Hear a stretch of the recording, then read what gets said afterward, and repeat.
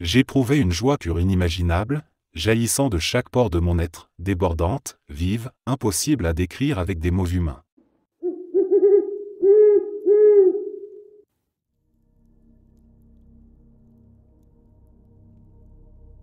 Six mois avant mon expérience de mort imminente, j'ai fait un rêve incroyablement étrange, empreint d'une symbolique profondément religieuse.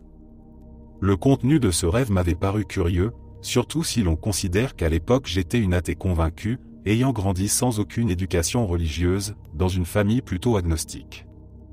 Ce n'est qu'au moment de mon expérience de mort imminente que j'ai compris la véritable nature de ce rêve, qui s'était révélé être une sorte de prémonition. Le rêve commençait alors que j'étais perché sur la branche d'un vieux chêne, surplombant les vagues qui se brisaient sur une plage tranquille. Derrière moi s'étendait une forêt dense. Le paysage était pur, presque intemporel.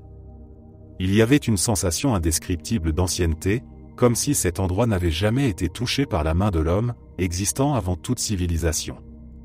En baissant les yeux, j'ai été stupéfaite de constater que j'étais en dehors de mon propre corps. Habituellement, je rêvais à la première personne, mais cette fois, je me voyais à la troisième. À ma grande surprise, je n'étais pas humaine, mais un petit oiseau rouge semblable à un cardinal. À côté de moi se trouvait mon petit ami de l'époque, lui aussi sous forme d'oiseau. Nous observions les vagues s'écraser sur le rivage quand il a remarqué que l'eau montait et m'a dit que c'était sûrement la marée haute. Une vague en particulier montait de plus en plus haut.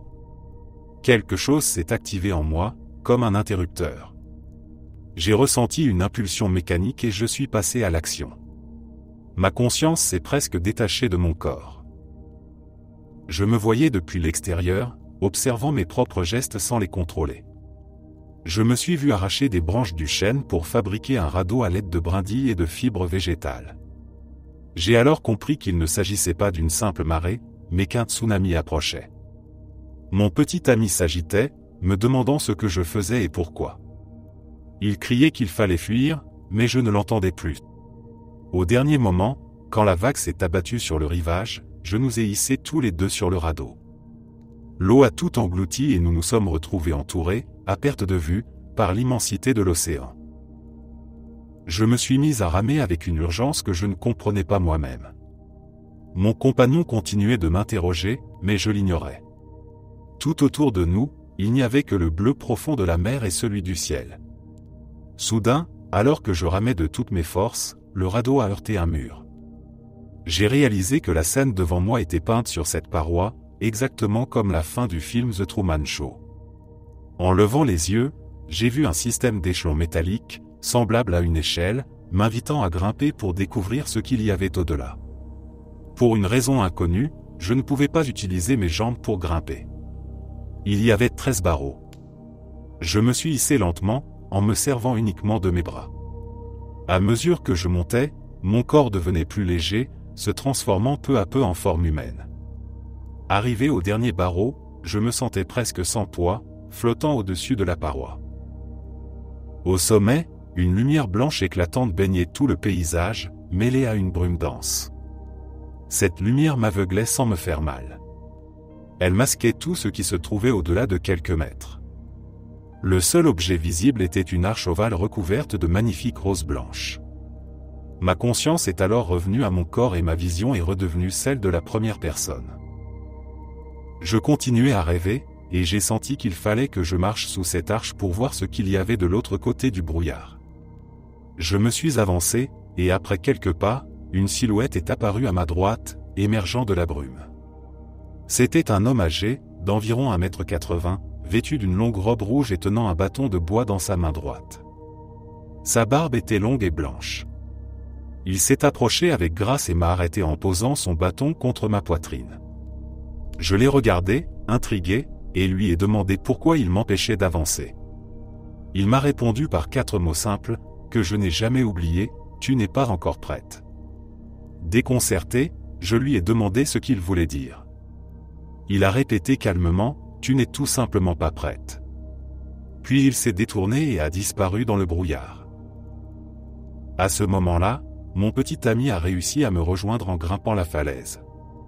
Contrairement à moi, il ne semblait pas avoir ressenti la légèreté de mon ascension. Il a aperçu la silhouette de l'homme avant qu'il ne disparaisse et m'a demandé qui c'était.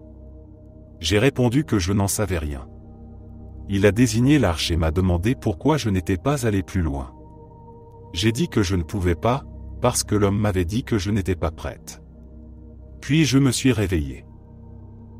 À mon réveil, j'étais profondément troublé. Ce rêve m'étonnait d'autant plus que je n'avais aucune croyance religieuse. Pourtant, je ne doutais pas que l'homme que j'avais vu était une figure divine. Cette impression était absolue. Tout dans ce rêve me paraissait symbolique, même si je ne connaissais pas les textes religieux. L'intensité du rêve le distinguait de tous les autres. Il semblait viscéralement réel. Cependant, je ne comprenais pas ce qu'il signifiait ni pourquoi on m'avait dit que je n'étais pas encore prête. J'ai fini par mettre ce rêve de côté, incapable d'en saisir la portée. 6 mois plus tard, tout a pris sens. Ce rêve était une prémonition de mon expérience de mort imminente. Celle-ci a été déclenchée par une crise cardiaque. J'ai ressenti une douleur intense dans la poitrine, puis un engourdissement progressif de mes membres, qui s'est étendu vers le centre de mon corps. Je me suis senti devenir légère tandis que ma conscience s'élevait vers le plafond. J'ai regardé mon corps souffrant avec compassion. Puis, la pièce s'est remplie d'une lumière dorée éclatante. J'ai traversé un tunnel qui semblait révéler les secrets cosmiques de mon existence. J'ai ressenti une compréhension totale, une connaissance impossible à formuler avec des mots humains. Une paix immense m'a enveloppé. Soudain, j'ai revu toute ma vie. Chaque souvenir, même insignifiant, se déroulait devant moi comme un film. Tout semblait à la fois instantané et éternel. Cette double perception imprégnait toute l'expérience. Je voyais les événements depuis l'extérieur, mais je les revivais aussi de l'intérieur. Je ressentais de nouveau toutes les émotions de ma vie, la joie, la peine, l'amour, la colère, la sérénité, l'anxiété. Les moments les plus marquants furent ceux où j'avais été blessé par quelqu'un. Je ressentais alors non seulement mes propres émotions, mais aussi celles de la personne qui m'avait fait du mal, et même toutes les émotions qu'elle avait vécues au cours de sa vie jusqu'à ce moment. Cette expérience m'a profondément éclairé. Elle m'a apporté un immense sentiment d'empathie et de pardon envers ceux qui m'avaient blessé. Ce n'était pas une connaissance intellectuelle de leur passé, mais une compréhension intime de leur état émotionnel, de ce qui les avait poussés à agir ainsi. J'ai aussi compris comment mes propres actions pouvaient, sans le vouloir, blesser d'autres personnes, et comment je pouvais être perçu comme elles, ennemi, dans l'histoire de quelqu'un d'autre. Tout prenait sens. Les leçons que j'ai apprises à ce moment-là m'ont apporté une paix, une compréhension et une empathie infinie. Je savais, sans aucun doute possible, que tout arrive pour une raison, et que tout devait se produire exactement comme cela. En revenant de cette expérience, je n'ai jamais perdu ce sentiment d'émerveillement et la connaissance que j'y avais acquise. J'ai enfin compris ce que voulait dire la figure de mon rêve lorsqu'il m'avait dit que je n'étais pas encore prête.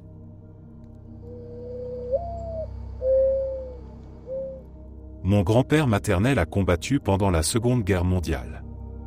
Il a été heurté par un train et a subi une blessure à la tête.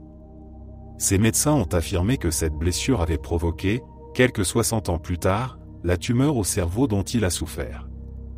La tumeur était inopérable, alors il a commencé une radiothérapie. Mon grand-père passait toujours son temps à bricoler ou à réparer quelque chose dans son atelier ou dans son abri de jardin. J'étais l'une de ses 7 petits-enfants et l'une de ses 2 petites filles. Il y avait presque toujours un ou plusieurs garçons pour l'aider. En tant que fille, je n'étais pas vraiment attiré par les machines pleines de graisse. Nous ne passions donc pas beaucoup de temps ensemble et nous n'étions pas particulièrement proches. Pourtant, la famille comptait énormément pour lui. Les rendez-vous pour sa radiothérapie devenaient difficiles à gérer pour notre famille. Ma grand-mère ne conduisait pas et ses enfants ainsi que ses petits-enfants travaillaient la journée. Tous, sauf moi. À l'époque, j'étais mère au foyer et mes enfants étaient à l'école pendant la plus grande partie de la journée. J'ai proposé de l'accompagner à ses rendez-vous médicaux. C'est pendant ces trajets que nous avons appris à mieux nous connaître. Il me racontait des blagues dans la voiture. Cela a duré plusieurs mois. À un moment, nous avons appris que la radiothérapie ne parvenait pas à réduire la tumeur. Il existait des traitements expérimentaux plus agressifs, mais mon grand-père en avait assez. Il a refusé les traitements et a choisi les soins palliatifs à domicile. Au début, il y avait encore des visites à l'hôpital pour stabiliser son état et le garder aussi confortable que possible. Lors d'une de ces visites, ma tante a mentionné que ses soins devenaient trop lourds à gérer et qu'elle voulait envisager un transfert dans un établissement spécialisé. Ma cousine et moi nous y sommes fermement opposés et nous avons proposé de nous occuper de lui au quotidien. Je crois que c'est pour cette raison que j'ai été incluse dans son expérience de mort. Une de mes tantes et moi avons fini par assurer la plus grande partie de ses soins, dans la maison de ma tante et de mon oncle. J'habitais à une demi-heure de route. J'étais là chaque jour, pendant des semaines. Sa mort approchait clairement, car tous les signes que les infirmières de l'hospice avaient décrits étaient présents. J'ai décidé de passer la nuit sur place. J'ai appelé mon mari pour qu'il s'occupe des enfants afin que je puisse rester. Ce soir-là, le reste de la famille est rentré chez lui. Je me tenais sur le perron pour dire au revoir à ma mère quand j'ai remarqué la pleine lune et un seul nuage dans le ciel. Je ne sais pas pourquoi cette image m'a marqué, mais pendant que j'étais là, j'ai entendu une voix puissante à l'intérieur de moi me dire de rentrer chez moi pour la nuit. J'ai discuté avec cette voix, lui donnant mes raisons de vouloir rester. Elle m'a répété plus fermement de rentrer. Alors je l'ai fait. J'ai expliqué à ma tante que j'avais changé d'avis et que je rentrais. Elle avait l'air surprise, mais elle m'a serré dans ses bras avant de me laisser partir. Il était déjà tard quand j'ai pris la route du retour. À peine arrivé, j'ai pris une douche et je me suis préparé pour aller dormir. La journée avait été longue et épuisante. Je me suis endormi rapidement. La chose suivante dont je me souviens, c'est que je me retrouvais à nouveau sur le perron de la maison de ma tante et de mon oncle, regardant ce même nuage solitaire dans le ciel. Mon grand-père était à côté de moi. Je ne le voyais pas autant que je le ressentais. J'ai senti que nous étions aspirés dans un tunnel, avec un guide qui se trouvait devant nous. Je sentais qu'il s'agissait d'un homme, même si je ne voyais qu'une lumière. Je pouvais voir à 360 degrés autour de moi, même me regarder d'en haut, moi et mon grand-père. En un clin d'œil, nous nous déplacions à une vitesse que je ne peux qu'imaginer être celle de la lumière. Le guide ouvrait la marche, avec mon grand-père et moi côte à côte derrière lui. Nous avancions à une vitesse incroyable dans un tunnel long et sinueux. C'était comme être sur des montagnes russes ultra rapides. Le tunnel semblait interminable. À chaque virage, je pensais que nous étions arrivés, mais le voyage continuait. Je me sentais comme un enfant qui se demande « On est bientôt arrivé ?» Je pouvais voir l'univers au-delà des parois du tunnel, les étoiles formaient des traînées lumineuses. Cela ressemblait à l'hyperespace dans Star Wars. En regardant autour de moi, je savais ce que je voyais, et tout cela me paraissait parfaitement normal. Je n'avais pas l'impression d'être à un endroit où je n'avais pas ma place. Je ne pensais pas être morte. Tout ce que je vivais semblait naturel, mais j'étais curieuse de savoir ce qui allait se passer ensuite. Après ce qui m'a semblé à la fois très long et très court, nous nous sommes arrêtés brusquement. Nous étions encore dans le tunnel, et j'ai compris que je ne pouvais pas aller plus loin. Je ne pouvais pas franchir ce point. Je ne voyais pas de porte, mais je sentais que le tunnel s'ouvrait devant nous. Mon grand-père est passé le premier, son guide l'a suivi, et j'ai senti le tunnel se refermer. J'ai soudain été submergé par un profond sentiment de solitude et de froid. Je n'avais pas réalisé à quel point la lumière du guide était chaude et apaisante avant qu'elle disparaisse. Le son d'un téléphone qui sonnait m'a ramené dans mon corps alors que je sentais une sorte de bourdonnement. J'ai répondu. C'était ma mère qui m'annonçait que mon grand-père venait de mourir. J'ai simplement répondu, je sais. J'ai toujours eu des prémonitions, dans mes rêves comme dans la réalité, alors cette expérience ne m'a pas semblé étrange. Je ne savais simplement pas pourquoi cela m'était arrivé. J'ignorais qu'il s'agissait d'une expérience de mort partagée. Plusieurs mois plus tard, un dimanche matin, cette même voix m'a dit de préparer le dîner et de l'apporter chez mes parents ce soir-là. J'ai encore essayé de discuter avec la voix, mais elle a insisté. J'ai appelé ma mère pour confirmer et j'ai fait ce qu'on m'avait dit, j'ai préparé le repas et un gâteau, puis je les ai apportés chez mes parents avec mon mari et mes enfants. Nous avons passé une belle soirée ensemble. Nous sommes partis vers 21h pour rentrer coucher les enfants. Vers 2h du matin, j'ai reçu un appel m'informant que mon beau-père avait été conduit à l'hôpital pour des douleurs à la poitrine. Je devais retrouver ma mère, ma tante et mon oncle à l'hôpital. Comme c'était un petit établissement, les ambulanciers ont décidé de le transférer vers un centre cardiaque à plus d'1 heure de route. Quand il a été chargé dans l'ambulance, il était encore éveillé et parlait. Ce changement de plan nous a désorientés. Pendant le trajet vers l'autre hôpital, j'ai eu une vision de mon beau-père allongé dans un cercueil. J'ai su qu'il était mort. Et en effet, il est décédé pendant le transport.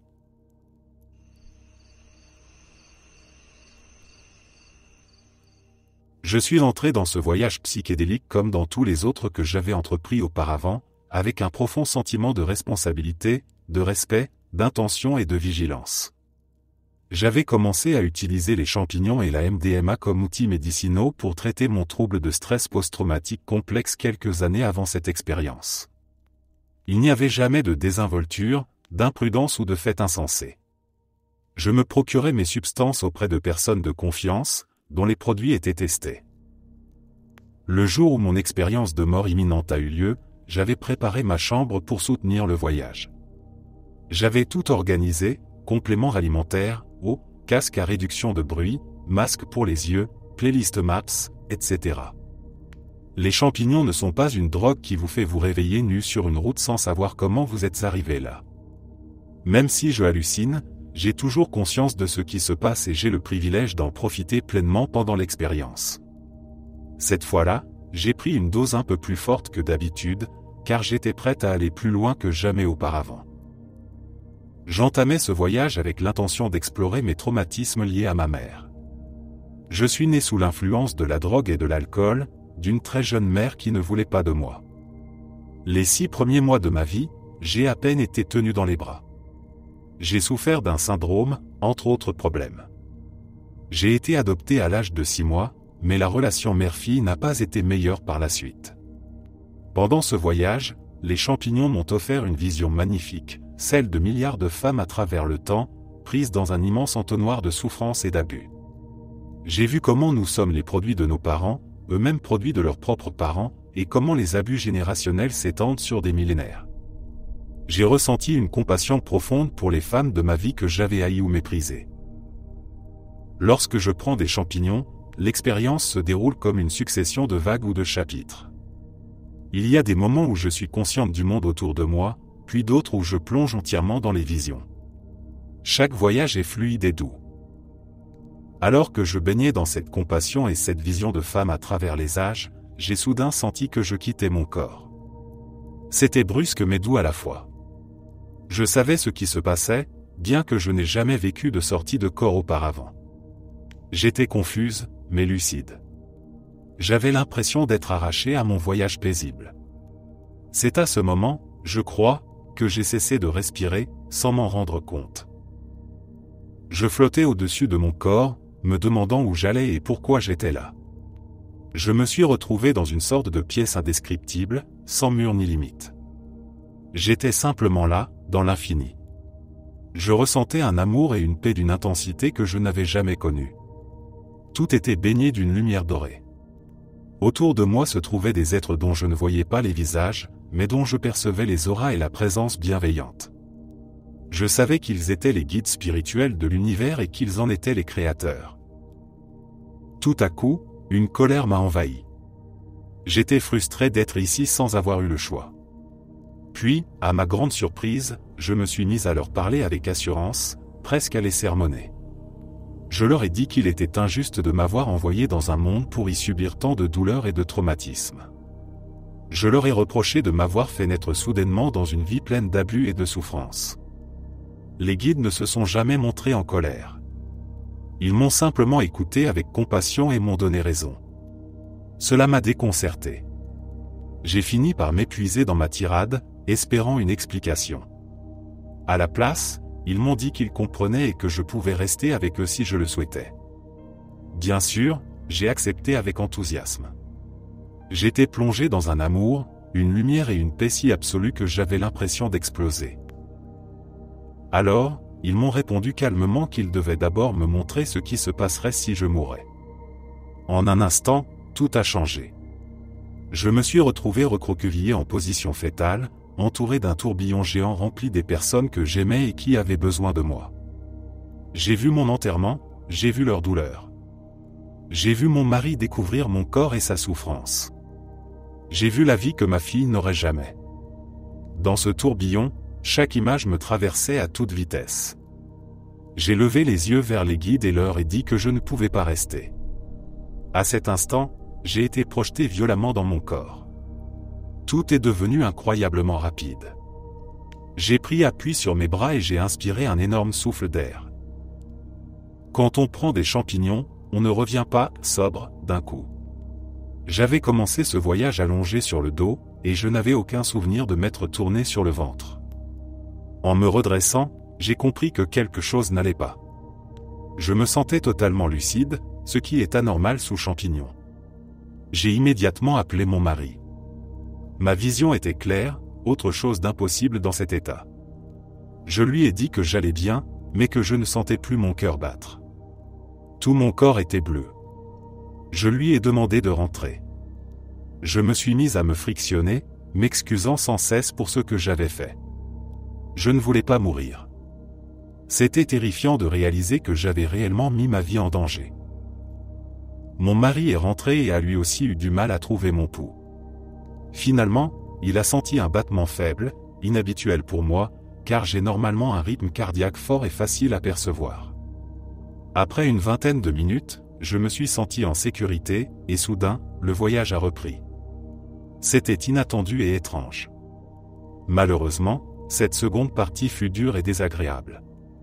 Il n'y avait plus de vision douce ni d'amour, seulement une froideur clinique, une sensation de monde détraqué, pixelisé, comme si tout se mettait à clignoter violemment.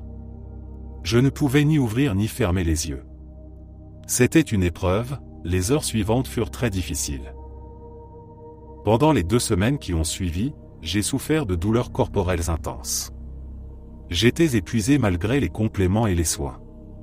La seule explication plausible était que je m'étais retourné et retrouvé coincé dans un creux du matelas pneumatique, où je ne pouvais plus respirer correctement, ou que je réinspirais mon propre air. J'aime que mes matelas soient à moitié gonflés, ce qui laisse beaucoup de souplesse. Quoi qu'il en soit, mon corps avait manqué d'oxygène, déclenchant cette expérience de mort imminente. Je n'avais pourtant pas pris une dose massive de champignons, et il est curieux que je n'ai pas senti le problème.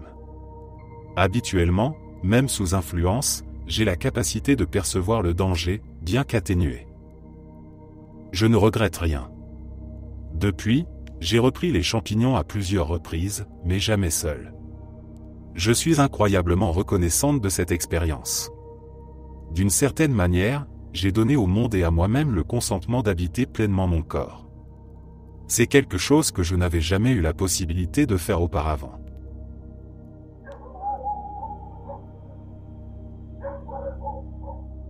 J'essaie vraiment de comprendre ce qui m'est arrivé, car je sais que je ne suis pas morte. Mon cœur s'est arrêté pendant moins d'1 seconde à cause d'un médicament qu'on m'a administré pour réinitialiser une arythmie cardiaque. Avant cette expérience, je n'avais aucun repère pour comprendre ce que j'allais vivre. J'étais entièrement imprégné de la croyance chrétienne selon laquelle on vit, on meurt, puis on va au paradis ou en enfer. Il n'existait rien entre les deux, aucune autre possibilité. Ce que j'ai vécu est difficile à décrire, mais je vais faire de mon mieux avec les mots que la langue française permet. Des mois avant ce jour-là, j'avais commencé à souffrir de 2 types d'arythmies, une tachycardie supraventriculaire, TSV, et une fibrillation auriculaire. À part un léger souffle au cœur quand j'étais enfant, je n'avais jamais eu de problème avant d'avoir reçu une injection contraceptive. Dans le premier mois suivant cette injection, j'ai eu ma première crise de TSV. 2 mois plus tard, ma première fibrillation auriculaire. Le jour de mon incident, je passais du temps avec mon mari et mes enfants. Nous venions de terminer un repas de tacos en famille. J'étais très rassasié et un peu engourdi, ce genre de torpeur d'après-repas quand on a trop mangé. Au moment où je me suis assise pour me détendre, j'ai vu mon t-shirt bouger au rythme de mon cœur, qui battait à toute vitesse.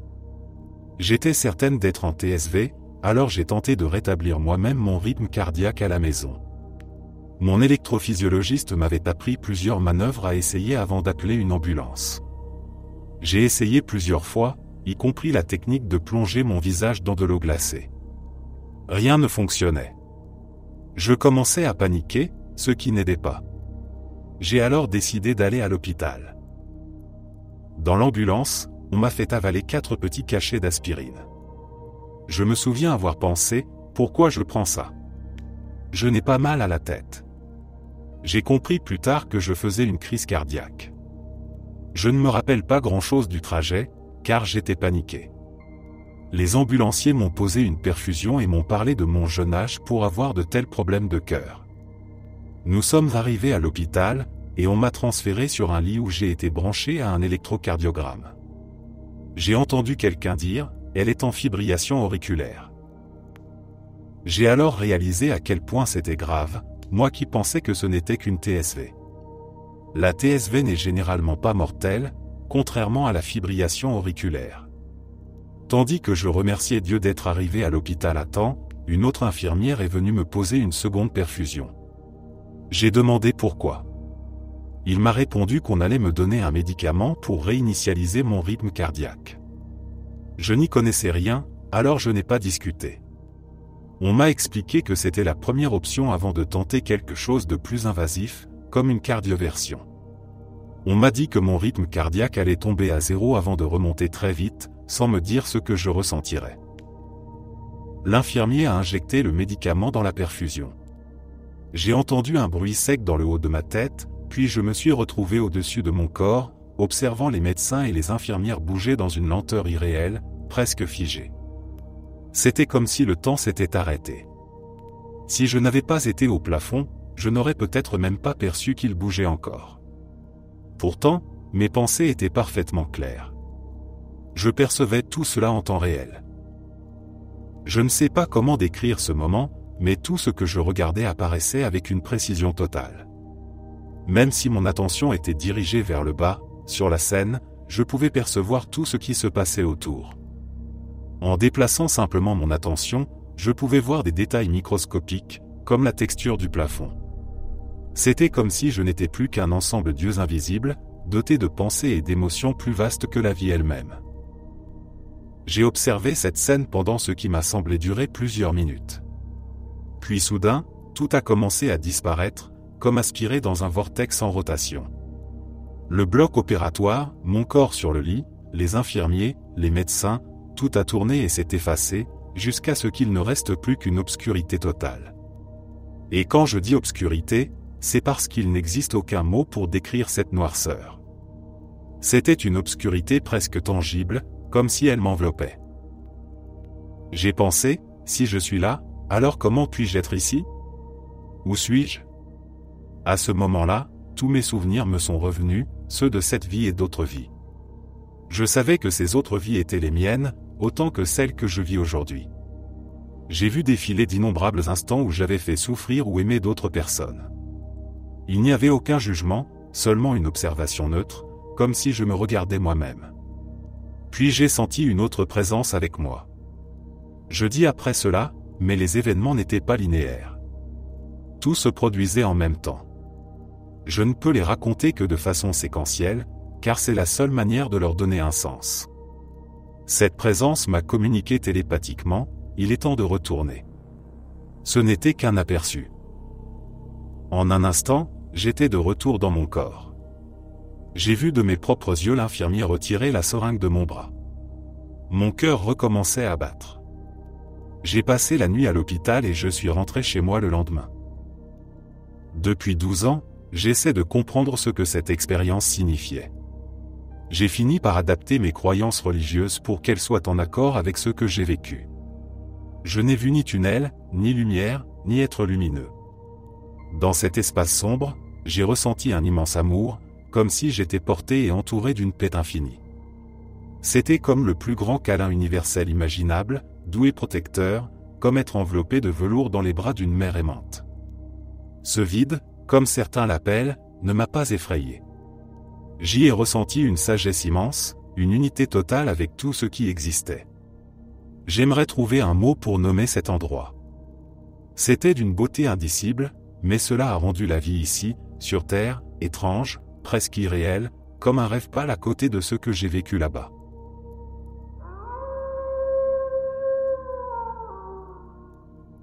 C'était en avril 1989, j'avais 9 ans. Je faisais du vélo au Texas, dans le quartier de mes grands-parents. Avec un enfant du voisinage, d'1 an plus âgé que moi, nous avions construit une rampe pour sauter avec nos vélos en direction de la rue. Alors que je descendais le trottoir pour prendre de l'élan, j'ai vu cet ami agiter frénétiquement les bras. Avec la vitesse et le vent, je ne pouvais pas l'entendre, alors j'ai cru que les planches de bois soutenant la rampe s'étaient encore effondrées. Malheureusement, je me trompais. Il essayait de me prévenir qu'une voiture arrivait à toute allure. Je ne pouvais pas voir au-dessus des voitures garées le long de la route.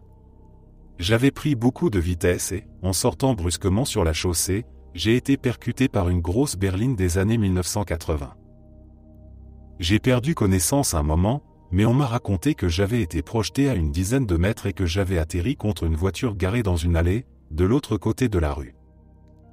Quand j'ai repris conscience, je flottais à une dizaine de mètres au-dessus de mon corps. Je voyais l'ambulance arriver, et un secouriste pratiquer la réanimation sur moi. Je voyais ma mère paniquer, ainsi que d'autres personnes rassemblées dans le jardin de mes grands-parents. Je ne ressentais aucune émotion. J'étais calme, simplement en train d'observer la scène en dessous. Je sentais la pluie tomber sur mon visage tout en me regardant en bas. C'est difficile à expliquer. Peu à peu, je me suis mis à tourner lentement sur moi-même dans les airs, en sens anti-horaire, tout en montant plus haut. Je voyais la cime du magnolia du voisin en fleurs et les vieux chênes tout autour. Puis, en un éclair, j'étais ailleurs. Dans cet autre endroit, je me voyais à nouveau, comme si je regardais un film en 3 dimensions de ma courte vie d'enfant de 9 ans. Je voyais surtout les moments marquants.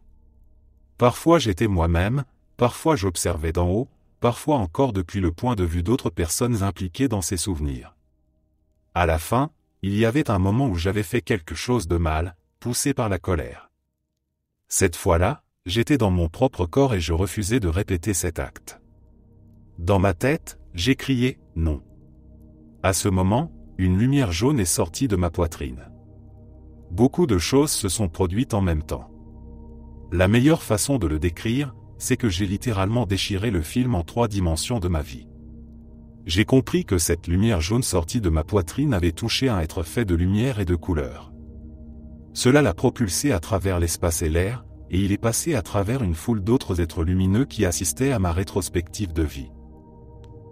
Je me suis alors retrouvé entouré de ces êtres de lumière, dans un lieu d'une luminosité éclatante mais qui ne faisait pas mal aux yeux. Ils étaient magnifiques, avec des tourbillons de couleurs dans leur torse et une lumière bleutée dans la tête. Ils semblaient partiellement transparents, comme faits de plasma. Il y en avait des centaines autour de moi. Tous parlaient en même temps, sans mots, mais par la pensée et le sentiment, en me répétant « Tu es aimé, tu es le bienvenu ici ». Leur communication était immédiate, accompagnée d'une compréhension et d'un savoir instantané. J'étais maintenu en place, mais je pouvais bouger les yeux et regarder vers le bas. J'ai alors remarqué que j'avais, moi aussi, ces couleurs lumineuses dans mon torse. Cela m'a effrayé, car je ne voyais pas mes jambes. Ils ont répété en chœur plusieurs fois « Tu es aimé, tu es le bienvenu ici », jusqu'à ce que je me calme. Quand je pensais quelque chose, leur lumière se reliait aux miennes et les miennes aux leurs. 2 êtres se sont avancés devant les autres en répétant « Tu es aimé, tu es le bienvenu ici ». Puis l'un d'eux a ajouté « Bienvenue à nouveau » et l'autre l'a aussitôt fait taire. Cela m'a troublé et me trouble encore aujourd'hui. En les observant, j'ai eu la sensation de les connaître tous, sans comprendre comment. Plus tard, dans ma vie, j'ai supposé qu'il pouvait s'agir d'êtres chers décédés, mais comme je n'avais encore perdu personne, je me suis dit que je les voyais peut-être sous leur forme spirituelle. Je ne sais pas si c'est juste. Après cette rencontre étrange, ils m'ont montré certaines choses dont je ne me souviens plus, et m'ont dit d'autres choses que je préfère garder pour moi. Je ne sais pas combien de temps j'ai été suspendu ainsi. Peut-être une demi-heure, mais le temps semblait différent. Vers la fin, Tous ces êtres se sont soudainement mis dans un état d'excitation et de joie. J'ai ressenti cette joie, car nous étions tous connectés. Il y en avait des centaines, peut-être plus. Étrangement, j'ai oublié ce que je faisais là et j'ai partagé leur enthousiasme. Je pouvais bouger la tête de gauche à droite, mais pas me retourner. Quelque chose m'en empêchait, même lorsque j'ai été attiré vers l'espace où ils se trouvaient. En regardant dans la direction de l'agitation, j'ai vu un immense être, 2 fois plus grand que les autres. Il ressemblait à une grande flamme blanche, avec un visage et une forme vaguement humaine faite de feu. C'est difficile à décrire. Je le voyais de loin, puis soudain, j'étais face à lui, avant d'être ramené à ma place. J'ai alors entendu et ressenti une voix puissante à l'intérieur de moi dire « Viens ». En un instant, j'ai traversé une sorte de voile et j'ai été projeté dans l'espace des autres. J'ai atterri au pied du grand être. Il m'a dit d'une seule voix « Tu es aimé, tu es accepté ». J'étais émerveillé. J'observais cette flamme qui bougeait lentement, comme un feu d'eau, irisé de toutes les couleurs. J'ai essayé de voir à travers la flamme pour percevoir l'être en son centre, mais je n'y suis pas parvenu. Pourtant, je savais qu'il communiquait avec quelqu'un ou quelque chose. Puis il est sorti de la flamme et m'a dit simplement « Je suis désolé, tu dois repartir maintenant ». Soudain, j'ai commencé à flotter en arrière. En traversant la limite, j'ai compris que je revenais dans mon corps. Je ne le voulais pas et j'ai crié « Non ». Attends. Qui es-tu ? En une fraction de seconde, j'ai été ramené vers lui. Il est sorti à nouveau de la flamme et, d'une voix semblable à un tonnerre de 1000 cornes de brume, il a dit « Voici comment tu me vois ». Alors, il est apparu comme un vieil homme à la barbe blanche, à la peau lisse comme celle d'un bébé. Je suis resté fasciné par sa barbe, car chaque poil semblait vivant et irisé de couleur arc-en-ciel. J'étais ébahi et j'ai pensé « Ouah, magnifique grand-père ». Il entendait mes pensées. Il a manifesté une légère déception, puis a dit « Tu dois retourner, ta tâche n'est pas terminée ». Je ne sais toujours pas de quelle tâche il parlait. J'ai crié « Non ». Attends. Non. Mais j'ai été repoussé en arrière à toute vitesse. Je me suis retrouvé dans un espace obscur d'où je pouvais encore voir l'autre lieu. Le grand être s'est penché vers moi depuis la lumière et a dit « Je suis désolé, tu dois repartir. Je t'aime. » Jamais je n'ai ressenti un tel mélange d'amour et de tristesse. Rien sur terre ne peut se comparer à cela. En un instant, j'étais de retour dans mon corps. À peine un instant semblait s'être écoulé. J'avais un tube dans la gorge, et j'ai entendu le secouriste au-dessus de moi dire « Je l'ai, il respire. » Puis, « Tout va bien, tu vas t'en sortir. » Je pleurais, j'essayais de bouger, mais j'étais attaché sur une planche de secours rouge et orange, prêt à être chargé dans l'ambulance. Ma mère était juste à côté, montant avec moi. J'essayais de dire « Non, tu ne comprends pas, je ne veux pas être ici. » Mais je ne pouvais pas parler à cause du tube. Après l'opération de mon crâne fracturé, quand je me suis réveillé, j'ai tenté d'expliquer à ma mère et au médecin ce que j'avais vécu. Le médecin a échangé un regard étrange avec elle et a dit « Sortons un instant ». Ils sont restés assez proches pour que je les entende. Il lui a dit que les personnes ayant subi de graves traumatismes crâniens peuvent imaginer des choses, comme si j'étais fou. J'ai compris alors que les gens me prendraient pour un fou si je leur racontais. J'ai donc passé les 25 années suivantes à étudier les religions et les récits de mort imminente, jusqu'à trouver suffisamment de preuves pour confirmer ce que j'avais vécu. C'est encore aujourd'hui mon souvenir le plus vivant.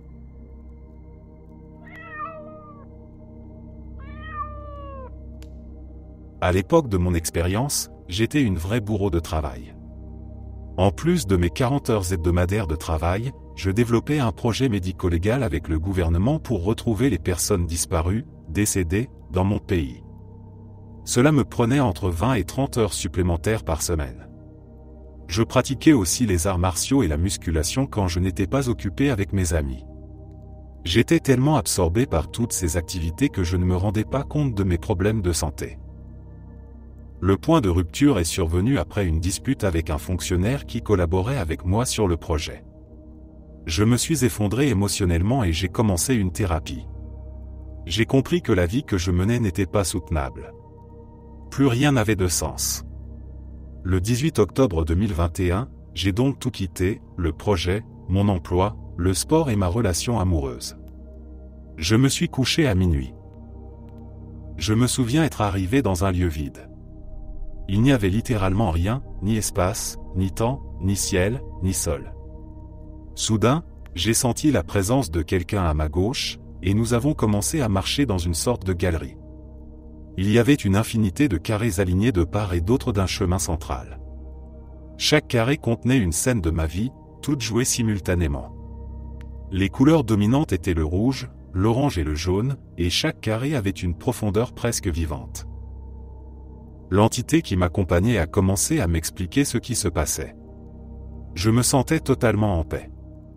J'avais la certitude que tout allait bien, que rien ne pouvait me faire de mal. Puis, nous avons commencé à entrer dans ces carrés, un par un. Je me souviens particulièrement d'une scène de mon enfance. Nous sommes entrés dans ce carré, et j'ai aussitôt pris conscience de tout ce qui se passait. Ma grand-mère était en train de me battre. J'étais au sol, mais j'étais aussi, partout, comme si j'étais dans une autre dimension, avec une vision à 360 degrés. L'être à mes côtés n'avait pas de forme précise, il était fait de lumière. Je voyais les fils dorés de la réalité. Je ressentais tout, les coups, la douleur, la rage de ma grand-mère. Cela m'a rendu très triste, même si, au fond, rien ne pouvait vraiment m'atteindre. Je n'avais jamais imaginé qu'on puisse ressentir autant de colère envers moi. Pendant ce temps, l'être m'expliquait calmement ce qui se déroulait. Une fois la scène terminée, nous sommes ressortis et avons répété le même processus dans chaque carré, jusqu'à la fin de la galerie. Puis j'ai vu un grand carré devant moi. On y voyait un couple et le dos d'un homme. J'étais prête à y entrer seule. Et soudain, j'étais ailleurs. Je ne sais pas comment ni pourquoi, mais je me suis retrouvé face à Vishnu.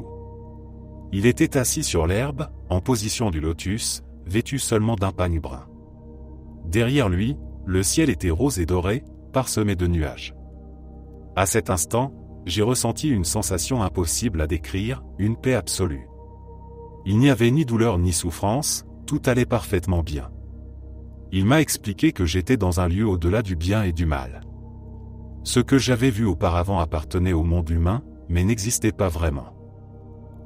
Il m'a montré la douleur, comme une dimension distincte, sombre et lourde. Il m'a dit qu'il ne voulait ni sacrifice ni rituel, et que nous étions libres. Libres de faire ce que nous voulons, quoi que ce soit, parce qu'en fin de compte, rien n'a d'importance. Dans sa main droite, il tenait une cuillère en bois, et dans sa main gauche, une fleur blanche. Il n'avait pas de nombril. Il ne parlait pas avec des mots, mais je comprenais tout directement, comme si le savoir entrait en moi. Ses yeux étaient plus grands que ceux d'un humain, son corps était mince, allongé, d'un bleu profond. Sa peau paraissait épaisse et sèche. Alors que j'essayais de donner un sens à tout cela, son visage a commencé à changer. Il a d'abord pris les traits de mon thérapeute, puis les miens, puis ceux d'autres personnes. Son visage ne changeait pas vraiment de forme, mais je voyais en lui les reflets de tous les autres. Je lui ai alors demandé qui il était. Il m'a souri paisiblement et m'a répondu qu'il était chacun de nous. Puis il m'a demandé si je voulais revenir. J'ai compris que nous venons sur Terre pour faire l'expérience de tout ce qui existe, la douleur, la souffrance, la joie, le plaisir. Car ces choses n'existent pas là où ils se trouvaient. Tout ce que nous vivons ici n'est qu'illusion. Alors qu'il me souriait, j'ai ouvert les yeux. J'ai réalisé que je ne respirais pas. J'ai fixé le plafond en sentant lentement l'air revenir dans mes poumons, tandis que la sensation de paix s'évanouissait. J'ai pris mon téléphone, il était 1h du matin. Je n'ai rien dit à personne. Je ne savais pas si j'avais rêvé, si j'avais halluciné ou si j'étais vraiment morte. Peu après, j'ai commencé à tomber malade. Les médecins ont découvert une tumeur cancéreuse à l'ovaire. J'ai subi une opération pour la retirer.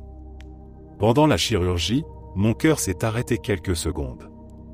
Je me suis retrouvé dans un endroit paisible, recouvert d'herbe, où je jouais avec un enfant, jusqu'à ce que l'anesthésiste crie mon nom et me gifle pour me réveiller. C'est à ce moment-là que j'ai compris que j'étais peut-être déjà morte en octobre 2021. J'ai commencé à faire des recherches et j'ai retrouvé, dans la mythologie hindoue, des descriptions des lieux que j'avais vus. Mon psychologue m'a dit que j'avais peut-être imaginé tout cela à partir de connaissances enfouies. Pourtant, j'ai grandi dans une famille profondément catholique. Si c'était une hallucination, j'aurais sans doute vu Jésus, pas Vishnu. Quoi qu'il en soit, les médecins ont ensuite trouvé une masse bénigne dans mon utérus. Aujourd'hui, je suis en bonne santé. J'ai repris le projet et je l'ai terminé. Désormais, je veux profiter davantage de la vie, de ses bons comme de ses mauvais côtés. Parfois, je me dis que tout le monde ne vit pas ce genre d'expérience, car certains feraient des choses terribles s'ils savaient ce que je sais.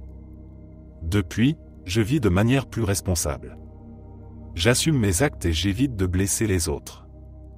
Je me défends aussi davantage.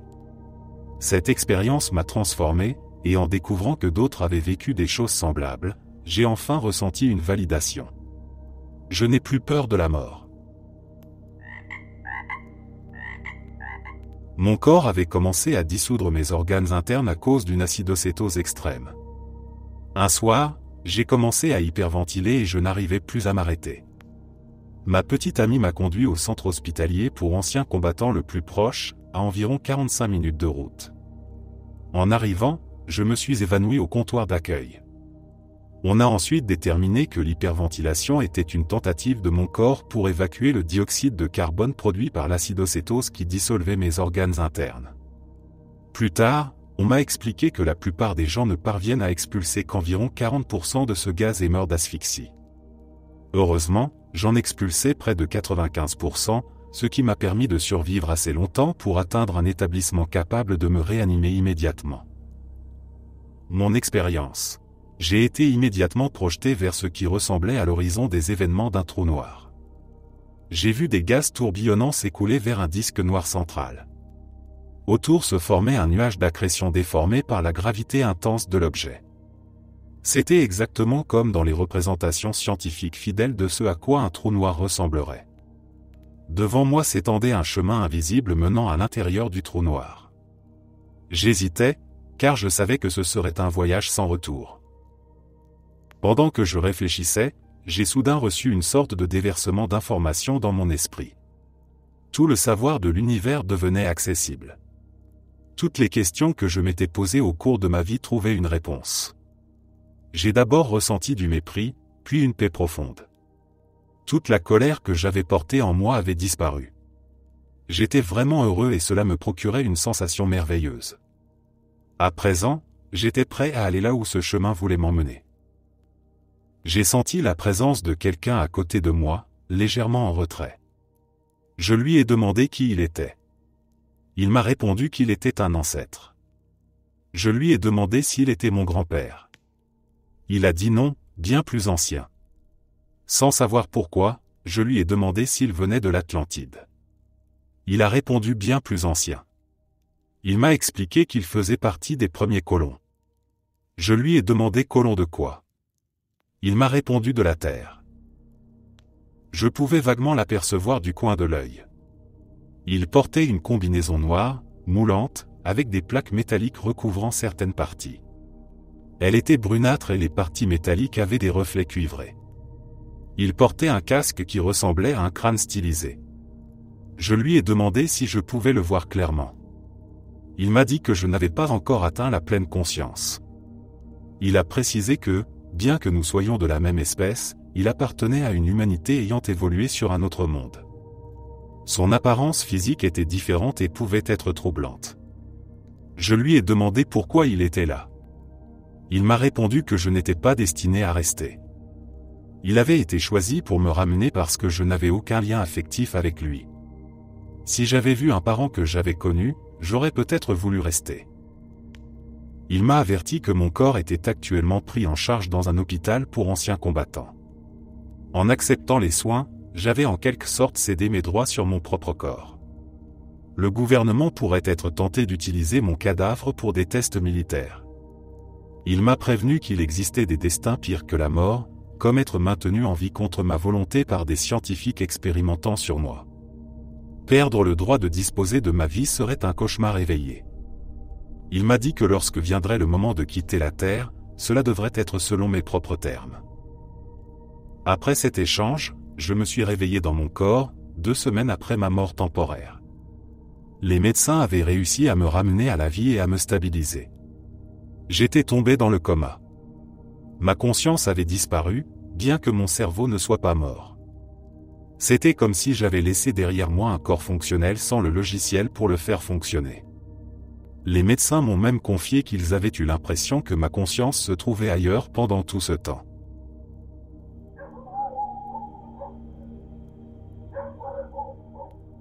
Le matin du 15 janvier 1987, mon compagnon s'était levé tôt comme à son habitude. Peu après être sorti, il revint dans notre minuscule chambre, débordant d'excitation. La nouvelle était que nous allions voler. Il me somma de me lever et de m'habiller, mais j'étais terriblement malade et je ne voulais qu'une chose, qu'on me laisse mourir en paix. Furieux de me voir refuser, il arracha la couette et je fus soulagé de le voir entrer dans la salle de bain, croyant à tort qu'il me laissait tranquille. Pendant qu'il était absent, j'écartais les rideaux et regardais dehors, stupéfaite de ne rien distinguer. Nous étions pris dans une tempête de neige, un véritable blizzard qui balayait tout dans une blancheur aveuglante. Lorsque j'entendis la douche se mettre à couler, je compris que j'étais perdu. Mon impression fut confirmée quand il revint et me tira sans ménagement de mon lit chaud. À peine capable de tenir debout et l'estomac retourné, j'essayais d'avaler ses paroles rassurantes. Il admit qu'il y avait bien une tempête, mais selon le météorologue, nous pouvions décoller car le blizzard s'arrêtait à 5000 pieds d'altitude. Soudain, je me sentis parfaitement lucide. Tout mon être se révolta en bloc, mon esprit exigeant de savoir qui, dans son bon sens, voudrait s'élever à plus d'1 kilomètre dans ce temps. Je n'avais certainement pas l'intention de le faire. Plus j'y pensais, plus cela me semblait insensé de grimper dans ce qui n'était qu'un panier de pique-nique géant et grinçant, sans même un couvercle pour se protéger. Lorsqu'il revint dans la pièce, je lui déclarai que, s'il voulait voler avec d'autres, ils étaient tous bons pour l'asile. Moi, je restais sur la terre ferme. Ignorant mes protestations, il me jeta sans douceur dans la douche et m'annonça qu'il était inutile de résister, car nous allions voler, et ce nous m'incluait. La résistance était vaine. Aucun de nous deux n'a sans doute oublié mes dernières paroles, pas dans cette vie. Lorsque les cordes furent relâchées et que nous commençâmes à nous élever, un frisson parcourut ma colonne vertébrale. Chaque cellule de mon corps vibrait d'excitation, tandis qu'une terreur pure effleurait mon esprit. Mon malaise fut vite balayé, l'émerveillement triomphant de la peur, alors que la terre s'éloignait et que les nuages gonflés nous enveloppaient d'une blancheur laiteuse. Un silence étrange nous encerclait, seulement rompu par le souffle du propane, pareil au sifflement d'un dragon mythique. Brusquement, nous avons percé les nuages, et ce qui paraissait, quelques secondes plus tôt, solide comme la pierre, se révéla être une brume légère rappelant la barbe à papa. Au-dessus de nous, le ciel du matin se parait du bleu le plus pur, celui qu'on imagine dans la palette d'une déesse. Les sommets des montagnes, de plus en plus majestueux, se dressaient à notre rencontre. J'éclatai de rire lorsqu'une pensée absurde me traversa l'esprit. Autour de nous, des dizaines de montgolfières colorées émergeaient des nuages, comme si nous étions à l'intérieur d'un distributeur de boules de gomme devenu fou. Le vol n'ayant aucun but de compétition, nous jouions avec le vent et laissions le vent jouer avec nous. Nous descendîmes jusqu'à frôler un lac alpin gelé où nous semblions faire la course avec des cerfs. Le froid mordant de l'hiver ne parvenait pas à éteindre l'émerveillement grandissant, et la plupart du temps, je restais plongé dans une réflexion silencieuse. Puis, tout changea. Mon état méditatif dura jusqu'au moment où j'entendis le pilote mentionner 12 000 pieds d'altitude. Le problème était que je ne l'entendais pas depuis mon coin du ballon. J'étais dehors, à quelques mètres de là, en train d'observer et d'écouter. Étonné de ne plus être dans mon corps, je demeurais pourtant parfaitement calme. La pensée surgit clairement, « Ah, je ne suis pas mon corps. » Je compris que notre corps n'est qu'une enveloppe, une maison. Je sus qu'il était temps de partir et, en un seul mouvement, je quittai le monde que je connaissais. Cette spirale transforma ma vie, car tous mes liens avec la terre furent rompus et je fus introduite dans un espace sacré, au pied d'une montagne où j'allais bientôt suivre la musique, montant vers un unique point de lumière. Cette musique était incroyable. Bien que je susse que j'étais morte, je me sentais en sécurité, exalté, debout dans la chaude lumière du soleil, ou dans les prairies alpines du mont Rainier, ce sommet majestueux de l'État de Washington où j'avais grandi. Aucune parole ne pourra jamais décrire ce que j'ai ressenti lorsque ma grand-mère paternelle s'est avancée vers moi, son amour m'enveloppant totalement. La dernière fois que nous avions été ensemble, c'était durant l'été 1963, quand j'avais contracté une méningite spinale et qu'elle m'avait tenu dans ses bras pendant que mes parents me conduisaient d'urgence à l'hôpital.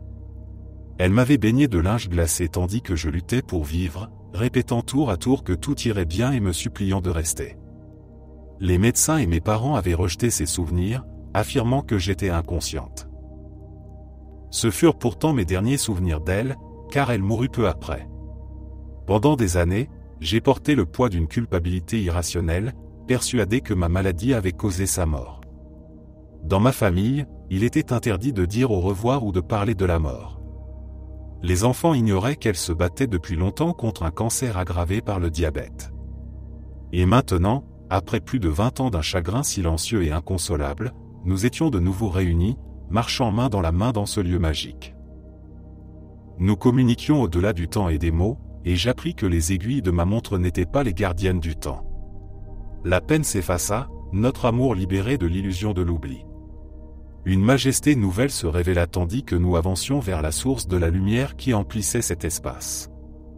Je pris grand réconfort dans la solidité du sol sous mes pieds, me souvenant du malaise ressenti dans le panier suspendu sous le ballon. En traversant la vallée avec une assurance absolue, consciente que nous franchissions une frontière sans nom, je remarquai que cet endroit, tout en étant familier, ne ressemblait en rien au paradis décrit par les religions. Était-ce un lieu de passage avant l'autre monde ?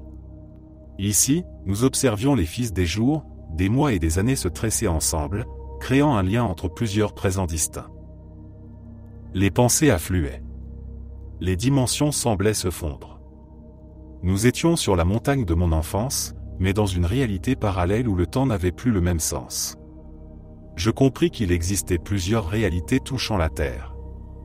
Une cloche résonna en moi, rien, ni le ciel ni l'enfer, ni ce monde, n'était bon ou mauvais, chaud ou froid, haut ou bas. Tout ce que j'avais cru savoir était renversé. Je découvris que j'avais quitté mes lourds vêtements d'hiver. J'étais vêtu de la somptueuse robe de soie noire que j'avais portée au bal du Kaiser. Devant nous, un amphithéâtre apparut. Sur cette scène intemporelle, ma vie entière se rejoua. Sur la droite, une porte invisible laissait entrer, un à un, tous ceux qui avaient marqué mon existence, mes grands-parents, l'ami de mon père, un camarade de classe, et bien d'autres. Chacun venait à ma rencontre, communiquant dans le même langage silencieux que celui que j'avais partagé avec ma grand-mère, une langue faite d'énergie et d'amour. L'un après l'autre, ils me saluèrent avant de disparaître par une autre porte, située à gauche. Je compris sans l'ombre d'un doute que j'allais bientôt les rejoindre. Le dernier à paraître fut un homme que je ne connaissais pas. Sa présence vibrait au plus profond de mon être. Sans mots, son message s'inscrivit dans mon cœur et dans mon esprit. L'un clair, tu seras un catalyseur du changement, de l'amour. Tu feras surgir, tu porteras et tu honoreras la mémoire. Tu ramèneras à la conscience les royaumes, les réalités et les réminiscences afin que l'esprit se souvienne de la danse et que le féminin sacré revienne à Sion. Nous nous reverrons dans 27+1. Je sus qu'il disait la vérité, même si je ne comprenais pas la signification de ce nombre. Ce message grava en moi une connaissance qui ne m'a jamais quitté. Puis, aussi soudainement que tout avait commencé, l'expérience prit fin. Ma grand-mère et mon père me rejoignirent, et nous échangeâmes dans la langue vibratoire de la communion pure. Je revis alors un moment de ma vie, le 25 juin 1977, sur cette même montagne, j'avais soudain cessé de respirer. Au même instant, à plus de 2000 km de là, mon père mourait d'une crise cardiaque. Ce jour-là, j'avais physiquement ressenti chaque étape de sa mort. Des années plus tard, je compris que nos liens dépassaient les gènes, c'est une intention d'amour qui nous unit. Dans cette réunion spirituelle, il m'apprit que la douleur et l'amour ne sont pas indissociables, que la tristesse n'est pas une compagne inévitable de la mort. L'amour ne meurt pas, il circule comme la lumière à travers l'âme et le souffle. Lorsque ma grand-mère m'envoya continuer seule, j'entendis la musique, un chant si pur qu'il fit couler mes larmes. C'était la mélodie de l'ascension, la symphonie du retour. Porté par cette vibration, je dansais, consciente d'approcher la totalité. Alors que je me préparais à franchir le seuil de la lumière, je fus doucement bercé, enveloppé d'une paix infinie. Une certitude naquit en moi, un amour immuable nous relie, au-delà du temps. Je montai encore, drapé d'une robe de lumière, tissée de fils d'étoiles et de poussière dorée. Je compris que ce vêtement était mon essence, pure énergie, lumière vivante. En un pas, je franchis le seuil et laissai mon empreinte dans l'éternité. Devant moi, la lumière et le son s'enlaçaient en une spirale infinie. Je vis un métier cosmique tisser la trame du monde. Dans cette lumière, pour la première fois de ma vie, je connus la béatitude absolue. Puis, soudain, un bruit déchirant m'arracha à cette harmonie, semblable au grincement d'un vieux disque qu'on raye volontairement. Le chaos m'envahit. Quelque chose saisit ma cheville gauche. Je luttais de toutes mes forces contre cette entité invisible, bien plus forte que moi. Tout en me débattant, je me forçais à retenir la musique et le motif que la lumière tissait, imprimant dans ma mémoire chaque fragment avant d'être brutalement ramené.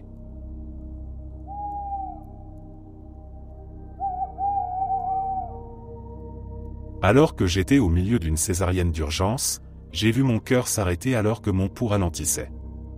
J'ai entendu ma mère crier mon nom. La pièce est devenue plus lumineuse. Tout était calme, mais je sentais un amour immense m'envelopper. Je me tenais debout dans une sorte de pièce, mais elle était trop éclatante pour que je puisse vraiment la distinguer. C'était comme si je me trouvais dans un long couloir blanc, avec toutes les lumières allumées. Je savais que je n'étais pas seul, même si je ne distinguais que des ombres autour de moi. Au fond de la pièce, il y avait une porte encore plus brillante, une lumière dorée comme celle du soleil, plus chaude que le blanc éclatant autour de moi. Une des ombres, la plus proche, m'a appelé par mon prénom. Je lui ai demandé qui elle était, et elle m'a répondu, « Ta grand-mère ». À ce moment-là, toutes mes grand-mères étaient encore en vie, même si l'une d'elles avait un cancer. J'ai répondu, « Mais tu es encore vivante ». Elle m'a dit, « Le temps est différent ici ». Puis elle m'a expliqué que j'avais quelque chose d'important à accomplir, et que je ne pouvais pas rester avec elle. Au début de cette expérience, je tenais mon bébé dans mes bras. Mais quand ma grand-mère m'a parlé, je ne le tenais plus. Étrangement, cela ne m'a pas inquiété sur le moment. Pendant que je lui demandais ce que j'avais à faire, la pièce est devenue plus sombre. Ensuite, je me suis réveillé. Une opération qui devait durer seulement quelques minutes avait pris plus de 4 heures. Pendant ce temps, mon cœur s'était arrêté un moment. Celui de ma fille aussi. Mais ils l'ont réanimée avant moi. Cela explique pourquoi je la tenais, puis ne la tenais plus. Ce n'était pourtant pas la première fois que l'on me disait que j'avais quelque chose d'important à accomplir, et que je ne pouvais pas rester avec ma grand-mère. La première fois, j'avais 7 ou 8 ans, quand notre voiture a quitté la route. Les secours ont travaillé sur moi depuis le moment où ils m'ont sorti du véhicule jusqu'à notre arrivée à l'hôpital. Je me souviens presque tout du trajet, mais d'un point de vue différent. Je flottais au-dessus de la Seine pendant tout ce temps. Quand je me suis réveillé à l'hôpital, j'ai raconté à ma mère ce rêve où je flottais. Je lui ai décrit la voiture verte derrière l'ambulance. Je lui ai dit que nous avions ramassé 3 chatons avant l'accident, mais que l'un d'eux n'avait pas survécu. Je lui ai dit où ils avaient trouvé mon frère, projeté hors de la voiture et tombé près d'un gros rocher. J'ai aussi décrit les gens venus nous aider, ainsi que les vêtements de la personne qui m'avait sorti inconsciente de la voiture. Ce sont des choses que je ne pouvais pas savoir autrement qu'en les ayant vues. Quand je me suis réveillé, j'ai demandé ce qu'était devenu le plafond rouge et noir. Je le trouvais plus beau que le plafond blanc et ennuyeux de la chambre. Une infirmière m'a alors expliqué que ce que j'avais vu, c'était le sol de la pièce, et que comme j'étais attaché au lit, je ne pouvais pas le voir.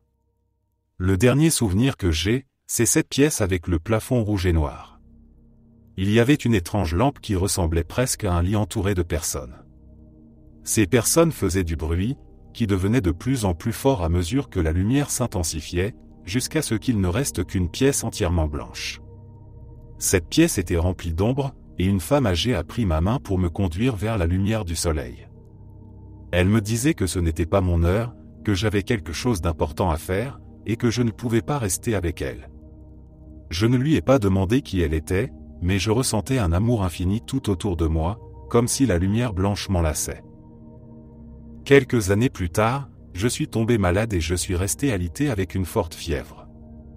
À cette époque, j'avais des beaux grands-parents adventistes du 7e jour, qui m'avaient fait découvrir le christianisme.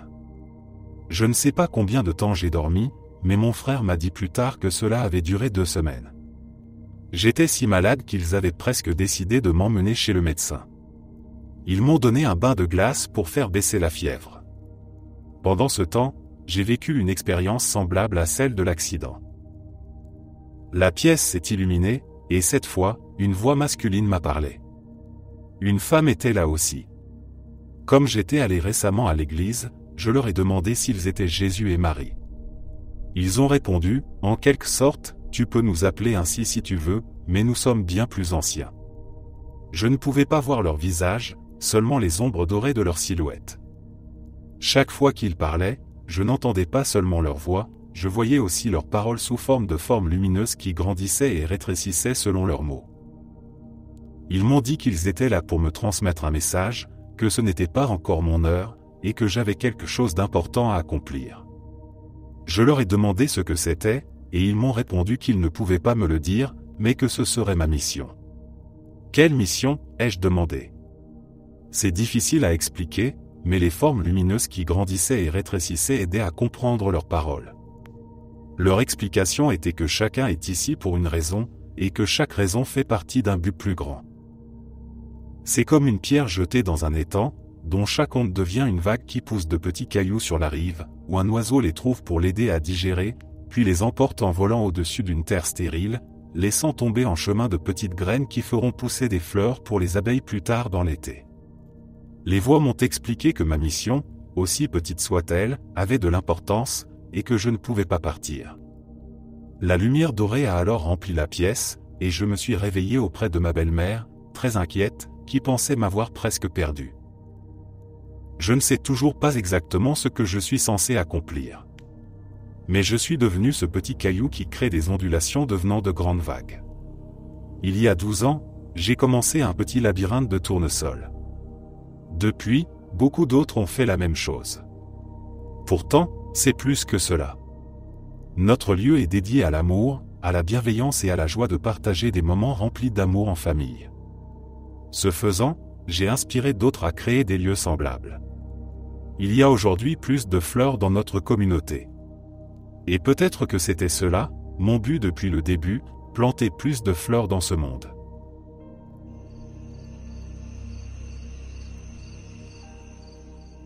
Ce n'était pas un rêve. Ce n'était pas non plus une expérience de mort imminente.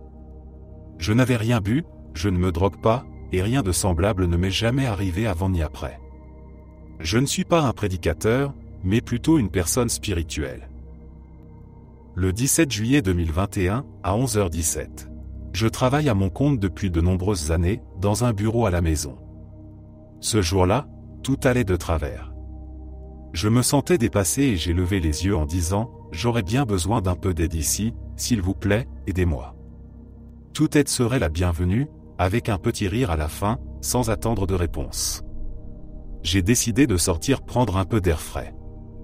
En levant les yeux, j'ai entendu un bruit étrange, très haut dans le ciel. On aurait dit que cela venait de l'espace. Je ne voyais rien, mais j'avais une sensation étrange, comme si quelque chose m'observait.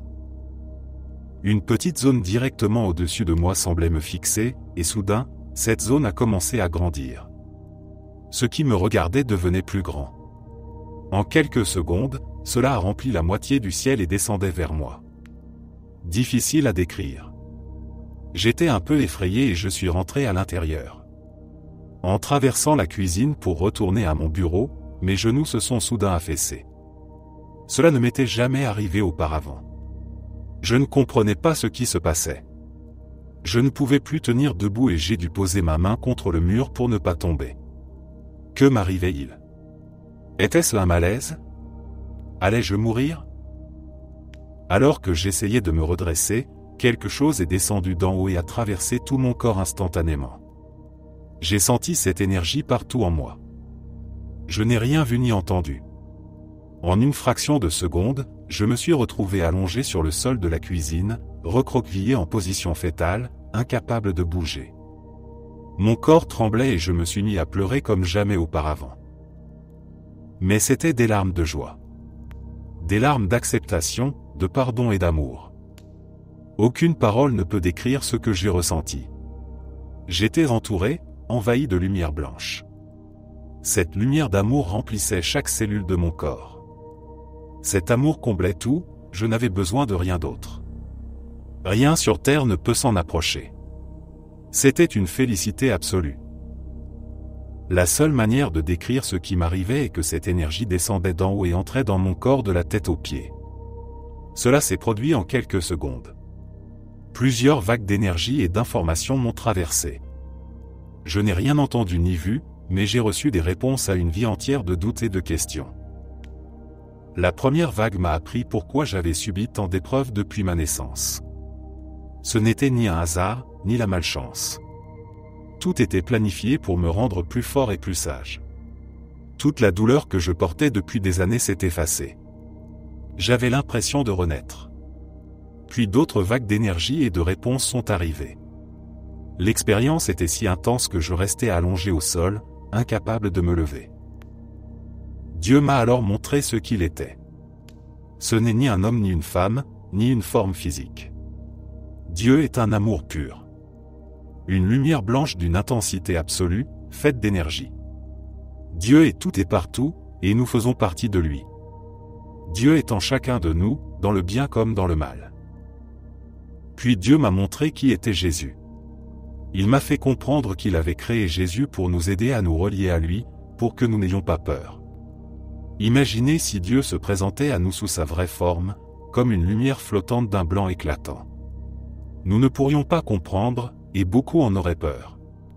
Sa mission échouerait. Jésus est bien réel.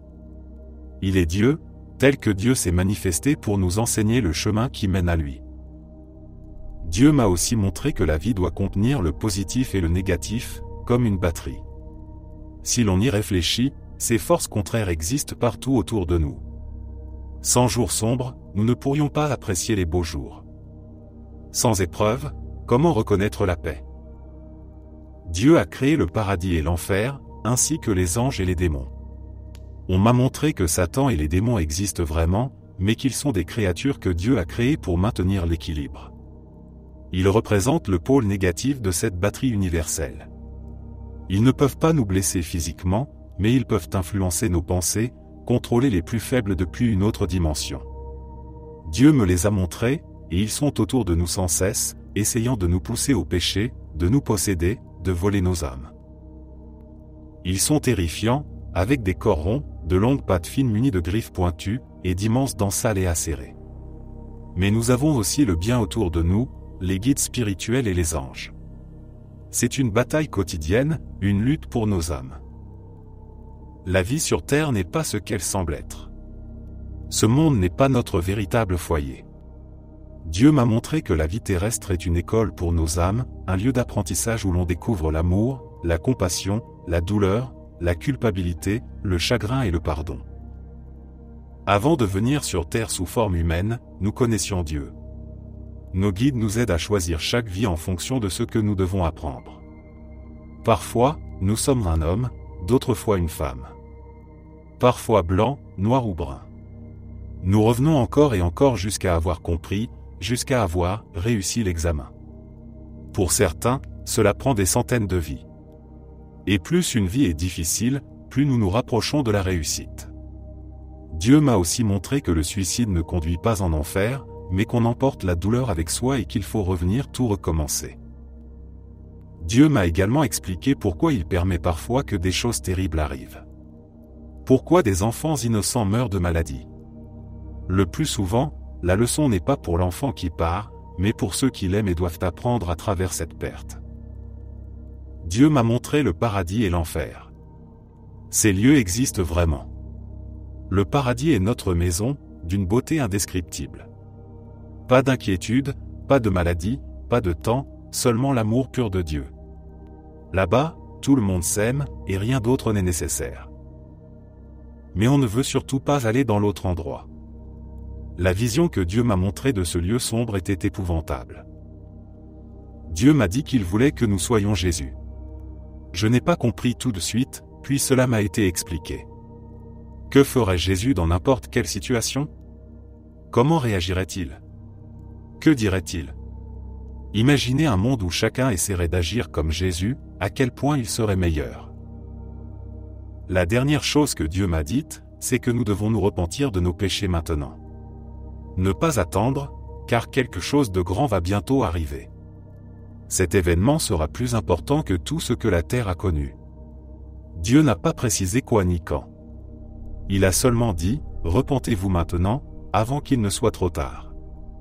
Pardonnez à ceux qui vous ont offensé et réconciliez-vous avec Dieu.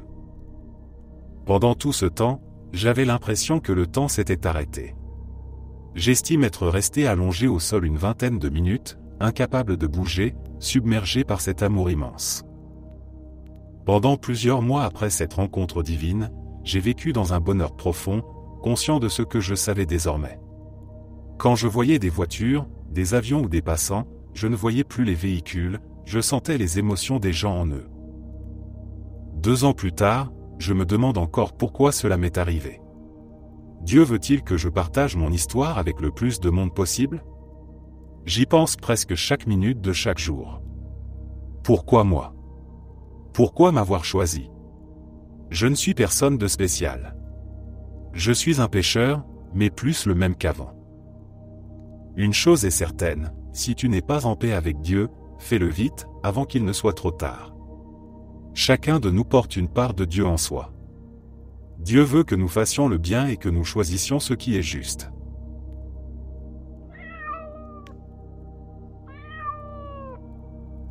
Mes expériences spirituelles ont eu lieu lorsque j'étais dans la fin de ma vingtaine ou le début de ma trentaine, alors que j'allais à l'université.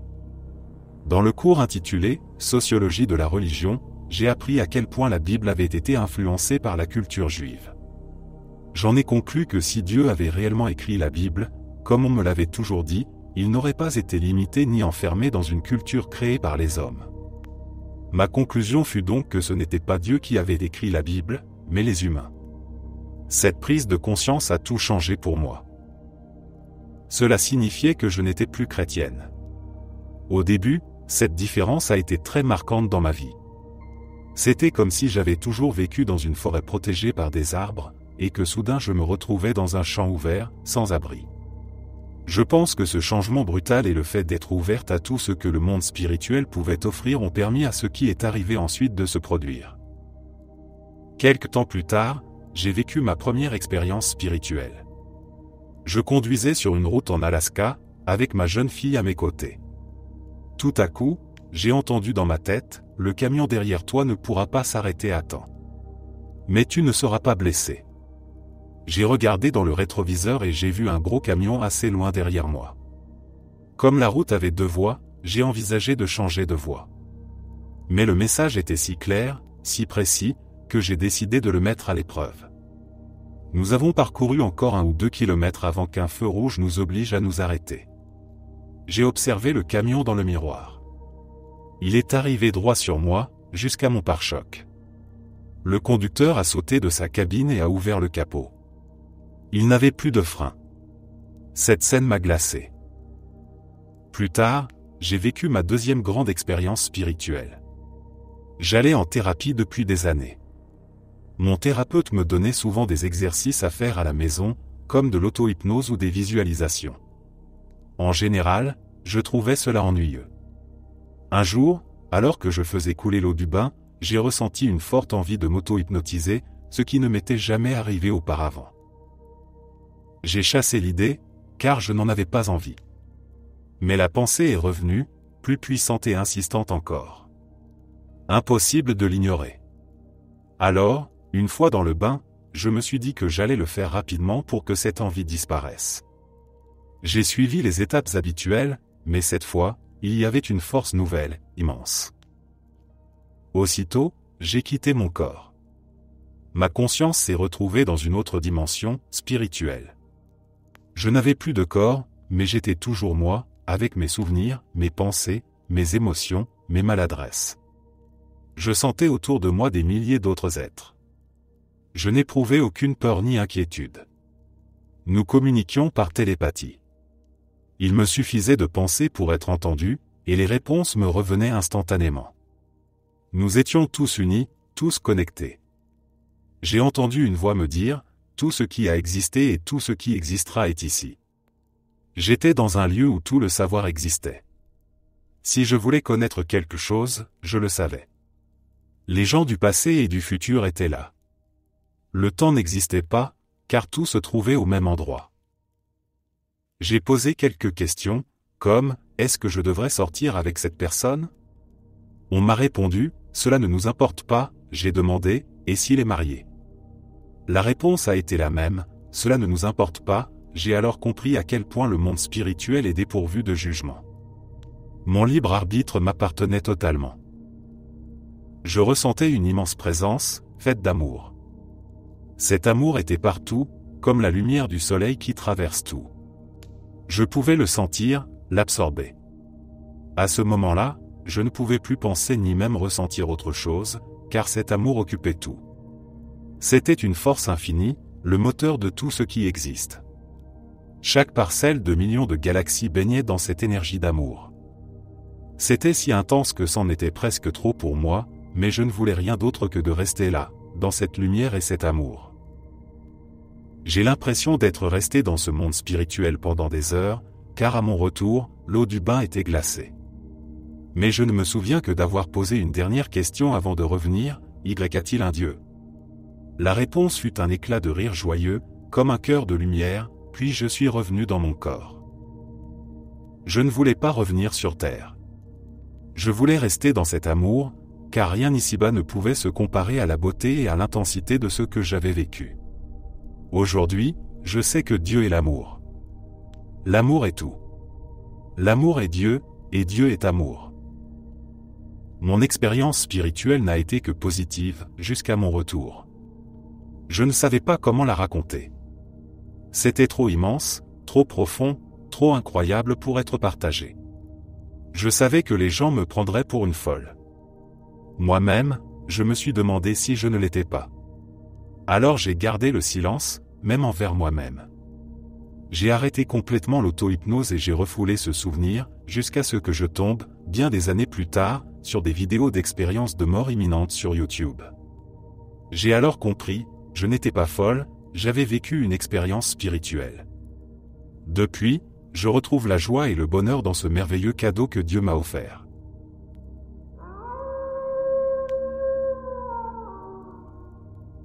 J'étais à l'étage, et mon frère m'a poussé depuis le 2e niveau de notre maison. L'escalier droit tournait à 90 degrés vers le rez-de-chaussée. J'ai dévalé les marches et atterri sur le cou, mon corps retombant par-dessus. Ma mère a entendu le vacarme et s'est précipitée vers l'escalier. Lorsqu'elle m'a soulevé, j'ai compris que je ne pouvais plus respirer. J'ai tenté de reprendre mon souffle de toutes mes forces, mais aucun air n'entrait dans mes poumons. Je ne me suis pas affolé, j'ai simplement cédé à la force qui m'attirait. J'ai commencé à devenir bleu, et c'est ma mère qui s'est mise à paniquer. Elle m'a pris dans ses bras et a couru jusqu'à la voiture, laissant mon frère de 7 ans seul à la maison. Je suis mort alors qu'elle franchissait la porte, mais je pouvais encore voir ce qui se passait, depuis au-dessus. Elle a déposé mon corps inanimé sur la banquette arrière et a couru vers l'autre côté.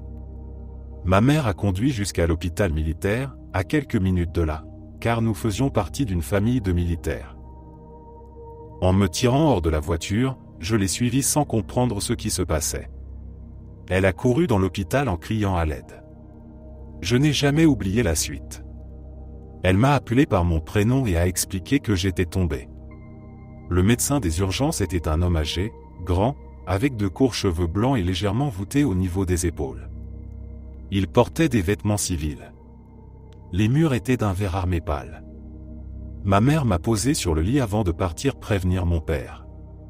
Quand il est arrivé, elle est rentrée à la maison pour s'occuper de mon frère. Dans la pièce, une grande lampe au-dessus de mon corps ressemblait à une soucoupe volante. Dans un coin se trouvait une chaise avec un sac marin dessous. Sur le mur, à côté, il y avait une armoire métallique blanche, vitrée, contenant des médicaments. À ma droite, un bureau en métal avec un tiroir. Le médecin se tenait à ma gauche et a commencé la réanimation, en vain. Lorsque mon père est arrivé, il a supplié le médecin d'utiliser le défibrillateur, car je souffrais de tachycardie. Le médecin a sorti l'appareil d'un autre meuble au pied du lit et a démarré la machine. Curieux, je suis descendu pour observer ce que c'était. Je flottais à environ 1 mètre au-dessus de mon corps quand le médecin a envoyé la première décharge. À cet instant, un tunnel s'est formé au-dessus de sa tête. Le tunnel m'a aspiré. Je me souviens très clairement de la sensation d'urgence à traverser pour rejoindre la lumière. J'ai cédé à son appel, comprenant que respirer n'était plus nécessaire. Une fois entré dans la lumière, tout est devenu noir. Pourtant, cette obscurité semblait lumineuse. C'est difficile à expliquer, mais je n'ai pas d'autres mots. La sensation était familière et rassurante. Traverser le tunnel me paraissait naturel. J'ai commencé à apprécier cette impression d'apesanteur et à absorber le savoir qu'on me transmettait. C'était comme si l'univers me donnait les connaissances nécessaires pour ma vie actuelle. Quand j'ai vu le sable, j'ai su que je n'étais plus en Ontario. En un instant, j'ai ressenti un amour profond et une chaleur réconfortante. J'ai compris où j'étais, chez moi. J'ai vécu une autre expérience de mort imminente à l'âge de 33 ans. J'étais déjà dans la salle d'urgence pour une défibrillation due à une arythmie. Quand j'ai regardé le moniteur avant de mourir, mon rythme cardiaque atteignait 244 battements par minute. J'ai tourné la tête vers le médecin, qui fixait lui aussi l'écran. Mon cœur s'est arrêté. Je suis à nouveau sorti de mon corps, mais cette fois, je ne suis pas resté suspendu. J'ai immédiatement rejoint ce que je ne peux décrire autrement qu'une forme de pensée.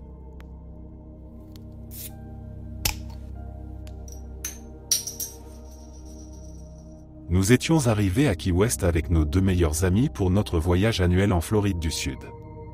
Ce séjour comprenait environ 8 ou 9 jours à Fort Lauderdale et 4 jours à Key West. Nous passions toujours des moments incroyables. Nous avions fait la route depuis leur appartement, et je crois que c'était un mercredi, car nous avions prévu de regarder les matchs du tournoi universitaire masculin de la NCAA le jeudi et le vendredi. Une fois installés, mon ami et moi sommes allés faire un plongeon pendant que nos épouses prenaient un cocktail dans l'appartement. Nous devions sortir ce soir-là. En rentrant, nous nous sommes rincés et habillés pour la soirée. Je buvais une bière et lui un cocktail. Nos femmes revenaient du balcon. Je me souviens m'être tourné pour partir et avoir ressenti une légère impression de chute, comme si je tombais face contre terre. L'instant d'après, je me suis retrouvé à l'extérieur de mon corps. Je n'ai pas senti le moment où je l'ai quitté, j'étais simplement en train de flotter à l'extérieur du condo, observant la scène. Je flottais à environ 2 étages de hauteur, près de l'escalier menant au rez-de-chaussée. Avec le recul, je pense que je ne suis réellement mort qu'au moment où les secours ont quitté le condo, car l'épouse de mon ami avait commencé la réanimation immédiatement. Je sais d'aujourd'hui que j'étais entre la vie et la mort. À cette époque, j'étais un homme solide, je faisais de la musculation et beaucoup d'exercices. J'étais en excellente forme, mesurant 1,88 m pour environ 120 kg. Je m'entraînais souvent 2 fois par jour. Je ne dis pas cela pour me vanter, mais pour souligner 2 choses, j'étais en pleine santé et j'étais un grand gabarit. Je mentionne ma taille, car en observant les secouristes tenter de me descendre par l'escalier étroit, avec ses petits virages à chaque palier, je me souviens avoir ri intérieurement en pensant, ils ne réussiront jamais à faire passer ces types jusqu'à l'ambulance. Soudain, j'ai pris conscience que je flottais et que je voyais une foule rassemblée autour de la scène.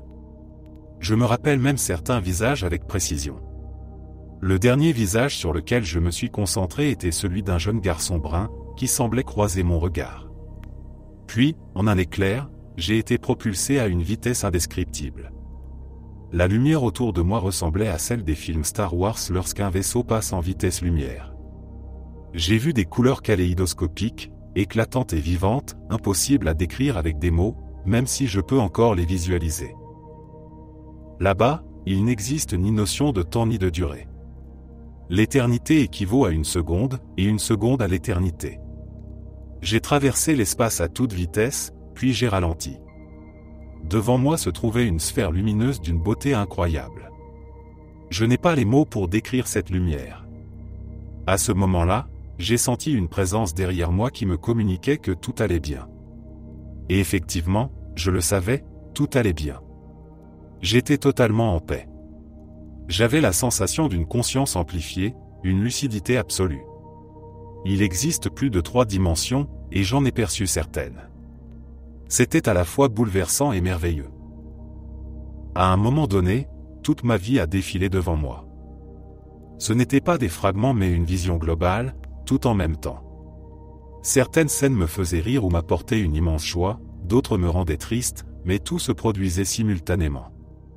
Il m'a été transmis un message très clair, l'amour est la seule chose qui compte.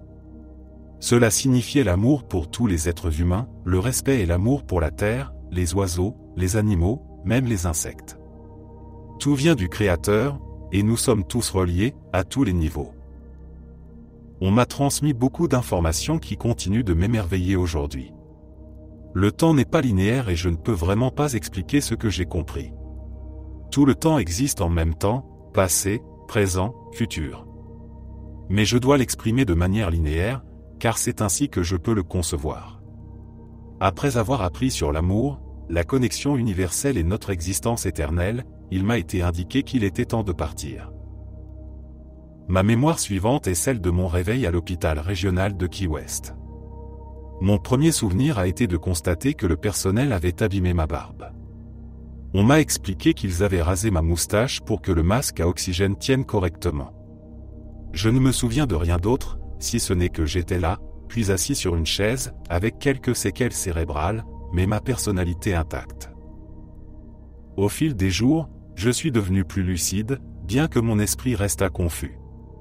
J'ai même plaisanté en disant que je n'avais pas eu droit à une expérience de mort imminente. Finalement, j'ai été transféré dans un hôpital à Miami, puis dans la maison de nos amis à Fort Lauderdale, avant de rentrer chez moi en avion. Je ne me souviens plus très bien de la chronologie, mais je crois que tout cela a duré environ 3 semaines. Depuis cet événement, je souffre de stress post-traumatique et mes rêves sont d'une intensité troublante. J'éprouve aussi une profonde compassion et un immense amour. Je me souviens autant du bon que du mauvais, mais ce que j'ai appris ce jour-là n'a pas de prix.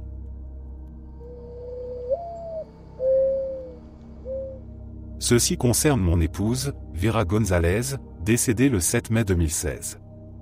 Le médecin assistant, infirmier praticien certifié, et moi avons été témoins d'un phénomène bouleversant. Quelques minutes après sa mort, une lumière en forme d'orbe est sortie de son corps. Une sphère de lumière blanche, concentrée, est apparue au niveau de sa poitrine, à travers le sternum.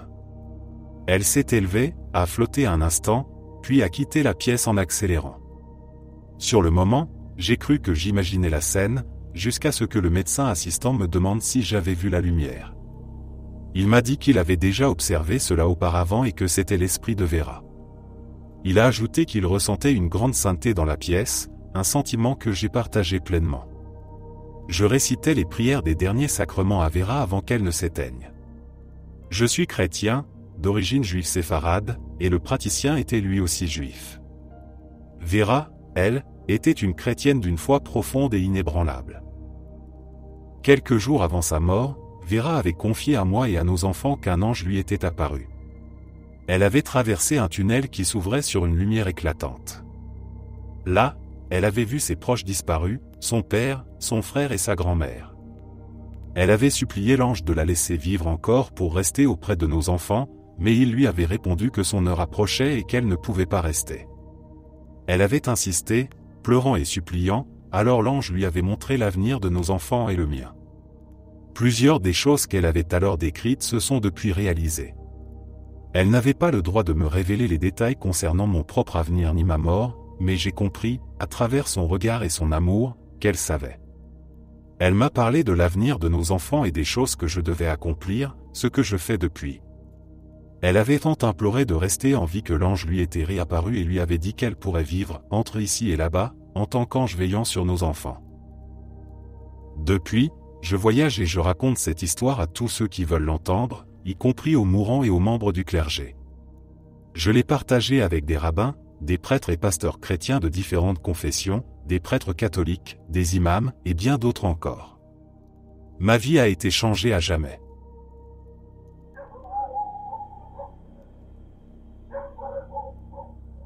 Pendant mon réveil au cours d'une opération de pontage, j'ai vécu une expérience avec la lumière que j'appelle déjà-vu. Il existe d'innombrables récits d'expériences de mort imminente liées à ce moment précis du retour à la vie. Mon expérience n'a pas suivi un enchaînement d'événements linéaires, le temps semblait s'écouler à rebours. C'est pourquoi le terme déjà-vu correspond le mieux à ce que j'ai vécu. Imaginez qu'on coupe une ligne de temps en plusieurs morceaux, qu'on entorde une section à 180 degrés avant de la recoller, la réalité se déroule alors d'une manière telle que l'on sait toujours ce qui va se produire quelques secondes plus tard. Au début de cette vision, je pouvais prédire mot pour mot les dialogues et les gestes autour de moi pendant mon réveil. Puis je les entendais se reproduire exactement comme je les avais perçus. Que le temps puisse s'écouler dans un autre sens n'était pas nouveau pour moi, mais le fait que cela fasse réellement partie de l'expérience humaine défie toute logique linéaire. L'intellect ne peut saisir une telle réalité. Pour comprendre pleinement cette expérience, j'aurais encore besoin de lire d'autres récits de voyageurs métaphysiques afin d'en saisir toute la quintessence. Pour une raison qui m'échappe, j'ai reçu le don des lignes temporelles alternatives. Dans la phase initiale du réveil, j'ai aussi reçu une vision de lumière d'une beauté indescriptible. On m'a montré 3 vagues lumineuses correspondant aux voies d'évolution de l'humanité actuelle. Par souci de clarté, je les définirai comme 3 chemins de conscience que chaque être humain peut emprunter pour tirer le meilleur de son existence. Le premier est celui que la majorité de la population mondiale choisit, la lutte quotidienne, la vie ordinaire dans la matière. Ce chemin n'est ni supérieur ni inférieur aux autres, car toutes les expériences mènent ultimement à la lumière divine. Le deuxième chemin m'a été montré dans des tons gris. C'est une voie d'alternance, les phases d'euphorie et de réussite y succèdent rapidement à des phases de dépression et d'impuissance, avant de revenir à l'exaltation. Le troisième chemin est celui du sentiment de victimisation absolue. Il m'est apparu dans des couleurs sombres et noires. Le pouvoir et la responsabilité y sont remis à des forces extérieures. Seule une infime partie de la lumière peut encore être atteinte par la motivation. Beaucoup d'êtres de lumière œuvrent dans ces plans pour aider à raviver la flamme et montrer le chemin du retour vers la lumière. Ce chemin correspond au libre choix total de chaque individu, entre la lumière et l'obscurité. Dans cette obscurité réside pourtant l'une des possibilités les plus incroyables offertes à l'humanité, car c'est dans ce choix que se trouve aussi le pouvoir de transformer la galaxie. Les vérités fondamentales de l'amour, de la compassion, de la bonté et de la bienveillance représentent la direction naturelle et inévitable de l'évolution humaine. Le premier des 3 chemins est si extraordinaire qu'il ne peut être décrit qu'avec des mots comme utopie, vie céleste ou ravissement extatique. Il existe une magnifique communauté d'êtres qui demeurent toujours dans ce royaume. Ils dansent et chantent à travers la vie. Pour eux, des notions telles que synchronicité, grâce ou guidance cosmique sont au centre de leur existence. Ils comprennent comment fonctionne la création et savent qu'une vie sans lien avec la puissance unique du Créateur déséquilibrerait tout. L'humour, la joie, la compassion, la gratitude et le respect les accompagnent à chaque instant. Dans ce lieu merveilleux, toute peur se dissout comme la brume sous un soleil éclatant. C'est un champ infini d'acceptation, de paix, de réconfort et de conscience absolue d'être exactement à sa place. Pendant cette contemplation, j'étais guidé par un être de lumière merveilleux. Je ne me souviens pas d'avoir vu un visage ou une personne en particulier, seulement la lumière de l'amour, la compréhension parfaite et l'acceptation totale. À ce moment-là, il me paraissait impensable de choisir un autre chemin que celui de la lumière. Ce qui illumine encore ma vie aujourd'hui, c'est la joie irrépressible et le bonheur pur d'une expérience d'une beauté indescriptible. Je crois que toutes les personnes, lorsqu'elles se trouvent séparées de leur corps, par anesthésie générale, perte de conscience ou mort clinique, vivent cette même expérience merveilleuse, même si elles ne s'en souviennent pas toutes. J'ai ressenti l'amour pur, plus lumineux que tout ce que l'on peut imaginer. Tout était beauté, pureté, amour et compassion. Quand on traverse le voile et que l'on revient de l'autre côté, on devient partie intégrante de cette lumière. Nous nous baignons dans la beauté du chant qui fait vibrer nos cœurs, c'est cela, Dieu. Personne ne peut nous offrir quelque chose de plus grand. Nous ne pourrions ni le voir ni le comprendre. C'est l'esprit dans sa forme la plus élevée. Nous, êtres humains, nous sentons si seuls, si séparés. C'est un sentiment écrasant que de vivre cette illusion de séparation d'avec ce qu'il y a de plus merveilleux, et de ressentir si douloureusement la condition terrestre. Au milieu de la vie, une expérience de lumière peut survenir et balayer toutes les réactions liées à cette séparation imaginaire. Cette lumière blanche pure dissout les derniers doutes comme le brouillard se dissipe au soleil. C'est la disparition du voile que nous avons nous-mêmes construit et qui nous empêche de réaliser une vérité qui nous appartient de naissance. Il est merveilleux de savoir que cette lumière est la plus belle symphonie du cosmos, contenant les couleurs et les sensations les plus délicates. Une expérience d'âme sublime, gravée jusque dans les cellules les plus profondes du corps. Pendant un instant, j'étais de l'autre côté du voile.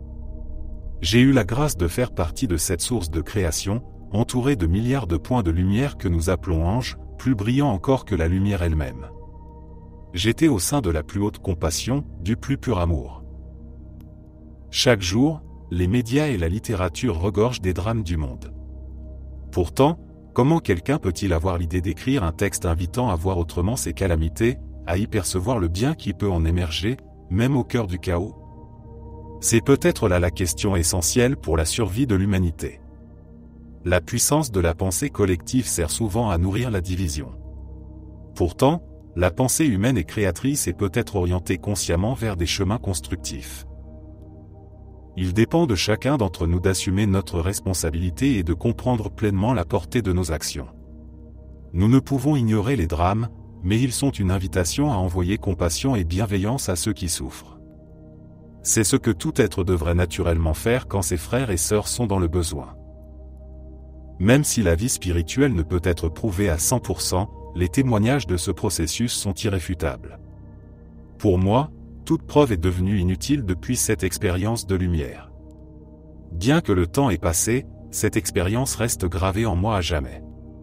Notre véritable demeure est dans notre âme, un lien éternel et indestructible. Cet événement lumineux, qui remplit notre être d'une nostalgie douce, chante nos noms dans la lumière éternelle. Une symphonie merveilleuse qui nous émeut à jamais.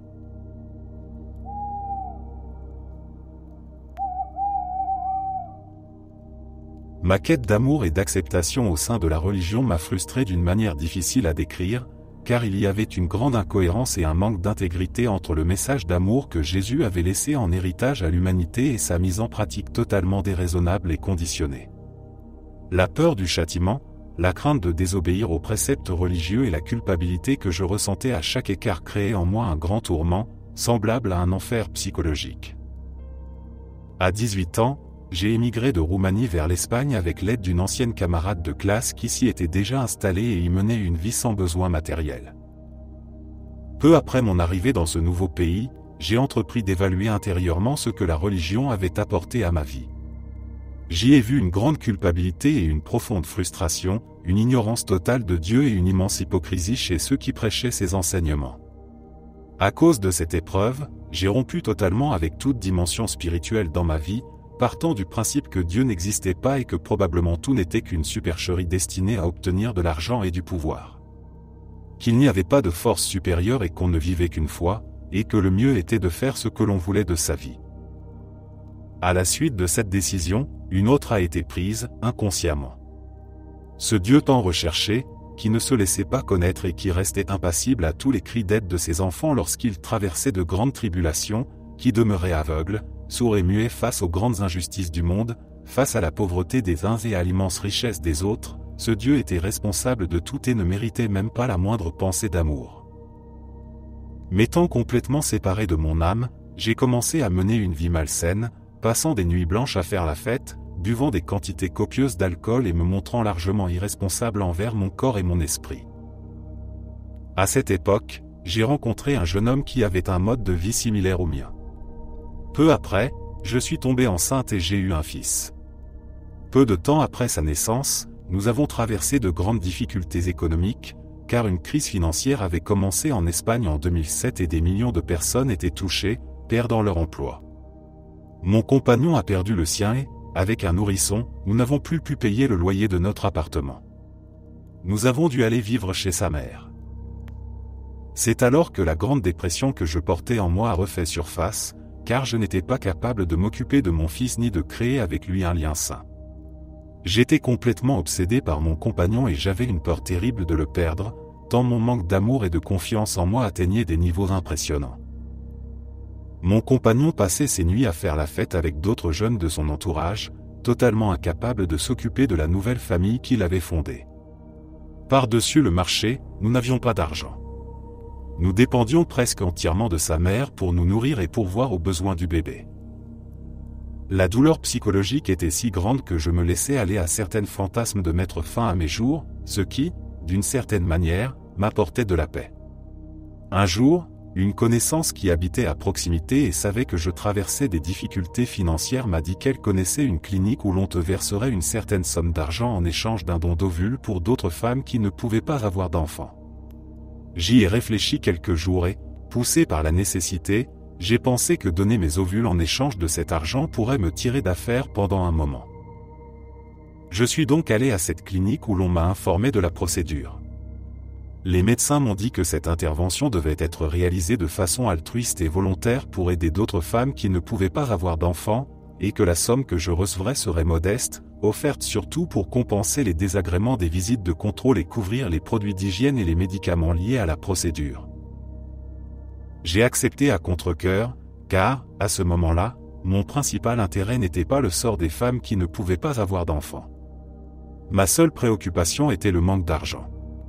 Pour cette raison, quand ils m'ont expliqué tout ce qu'il fallait faire, l'argent m'a semblé bien peu et les désagréments très grands. Malgré tout, j'ai décidé que c'était mieux que rien.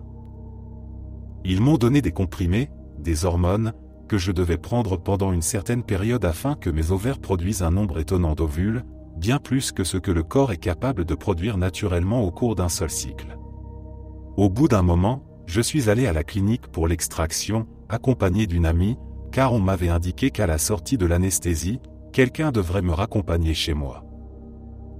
À mon arrivée, on m'a remis de nombreux documents à lire et à signer, puis je suis entré dans une salle où l'on m'a préparé pour l'extraction et où mon ami devait m'attendre. Les médecins m'ont informé qu'ils allaient pratiquer une anesthésie générale, la procédure étant douloureuse. Ainsi, je ne sentirai rien et, ensuite, je prendrai des antalgiques pour la douleur. En quelques jours, tout rentrerait dans l'ordre. Dans la salle d'intervention, qui ressemblait à un bloc opératoire ordinaire, chose à laquelle j'étais familière puisque, un an auparavant, j'avais accouché dans une salle similaire par césarienne avec anesthésie générale, on m'a administré l'anesthésie. Tandis qu'il me parlait, je me suis lentement enfoncé dans un profond sommeil, perdant connaissance. Puis, soudain, je suis devenu consciente des conversations que les médecins tenaient durant la procédure. Je percevais un certain degré de nervosité et de tension face à ce qui se passait, mais cela n'était pas assez intéressant pour retenir mon attention, car je me suis comme propulsé vers le haut, faute de meilleurs termes, et j'ai pris conscience immédiatement que j'étais moi. Je dois insister sur ce mot car, pour moi, cette découverte a été d'une importance capitale dans cette expérience. Je me suis soudain senti totalement libéré de toute peine ou angoisse, de toute dépression, de tout manque, de tout regret. C'était comme si, en un instant, j'avais ôté d'innombrables couches de poids artificiels dont je m'étais enveloppé, et que soudain j'étais redevenu moi-même, au niveau le plus authentique et le plus pur que l'on puisse éprouver. J'étais dans un paysage qui n'a pas d'équivalent dans notre expérience humaine, avec des couleurs extraordinairement vives et brillantes, où tout était sacré. C'est le meilleur terme que je puisse employer pour décrire la perfection et la tempérance de ce lieu. Les fleurs et la nature qui habitaient cet espace étaient faites d'une matière subtile qui émanait un incroyable sentiment de vie. Je me percevais en train de courir à travers ce champ ou de le traverser à grande vitesse, émerveillé par mes capacités. Je me suis soudain demandé où avait disparu le poids de mon corps, puisque je pouvais me déplacer à cette vitesse sans aucune sensation de lourdeur ni de maladresse. En même temps, j'éprouvais une joie pure inimaginable, jaillissant de chaque pore de mon être, débordante, vive, impossible à décrire avec des mots humains. Cela me rappelait d'une certaine façon une période où j'étais ainsi sur Terre, mais que j'avais oubliée. En y pensant, j'ai cru un instant être redevenu une enfant, mais je me suis rendu compte que je n'avais pas vraiment de corps, encore moins de genre. En le percevant, j'ai réalisé que j'étais puissante. Je savais qui j'étais et que je n'étais pas une enfant, ni un homme ni une femme, et que j'avais revêtu cet habit pour expérimenter. J'étais venu sur Terre pour un but précis, mais je l'avais oublié. Le simple fait d'y penser m'émerveillait, davantage encore que l'idée même d'avoir pu oublier. Je me surprenais de cet oubli qui, dans cet état, m'apparaissait si évident. J'avais oublié qui j'étais.